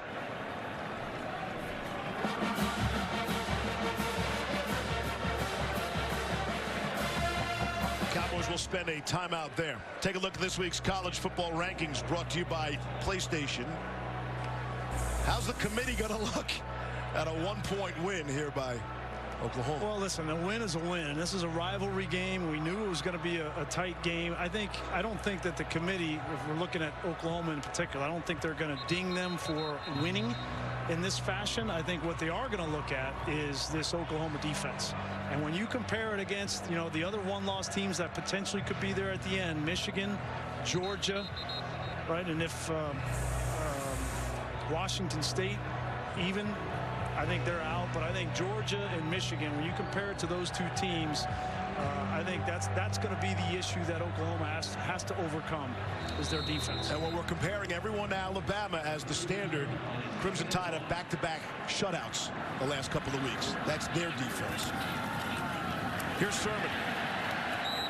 He'll be dragged down. Calvin Bundage and a timeout. Seen 1,342 yards of offense combined. That's the most for a game in the FBS this season. But listen, a win is a win is a win, especially is a win a win? In a rivalry game like this. Listen, if I'm on the committee, right, I'm giving Oklahoma credit for this win. This is a gritty, gutty team with an unbelievable offense, an unbelievable quarterback, and one of the best coaches on the planet. Yes, they have some issues on the defensive side, but you could make arguments against Michigan offensively, too. You could make arguments against Georgia. I mean, I think it's going to be a very interesting end to this season, but Oklahoma had to take care of business here tonight. They did it. It was close, but give them credit. Give Lincoln Riley credit. They made the plays they had to win. Final seconds, will tech down. Matt Amendola, the missed extra point. We're at 48-47 with zeros on the clock. And give credit to Oklahoma State, too. Mike Gundy with the guts to go for it in that situation. You know, people will second-guess that till the cows come home, and I thought it was the right decision. And give credit to Taylor Cornelius. Played a whale of a football game, just didn't come up at the end. 500 yards of passing. Down to the field, Tom McShay. Lincoln, you're not in a lot of these close ones. So what'd you learn about your team tonight? Yeah, we didn't have our best, and Oklahoma State, give them credit, man. They played fantastic. Quarterback played great, and yeah, we just found a way. You know, made some huge plays defensively, forced a fumble, stopped the two-point play, weren't at our best there, and then, you know, offensively were bad in the third quarter and came back, found a way to win.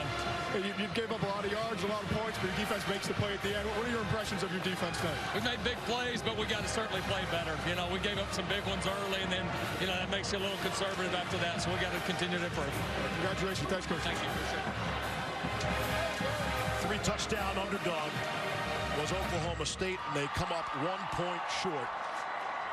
And Oklahoma will survive and advance on. Everybody's pointing Grease to that last game in Morgantown on November 23rd. Some points scored in that one, right? I mean, we've done Oklahoma back-to-back weeks, yes. The Texas Tech game, and then here tonight. I think that game against West Virginia, that's going to be just as good as these past 2 weeks have been, and it's going to be a shootout in the end. And ultimately, which defense will come up with the stop? Oklahoma wins its 15th straight game in the month of November. The Matt Amendola missed extra point out of the hold from Matt Hockett. They'll be talking about that, and then they'll be talking about Oklahoma being one accurate pass away from being 2 losses and out of the college football playoff conversation. This ball's thrown accurate. It's a conversion for 2 points and a win, and a huge upset for Oklahoma State, inches away. In the 113th edition of Bedlam, it goes to Oklahoma. They beat Oklahoma State 48-47. Tonight at 8 Eastern on ABC, it's Clemson against Boston College. For Brian Greasy, Todd McShay, Josh Hoffman, Mike Schwab, I'm Steve Levy. So long from Norman.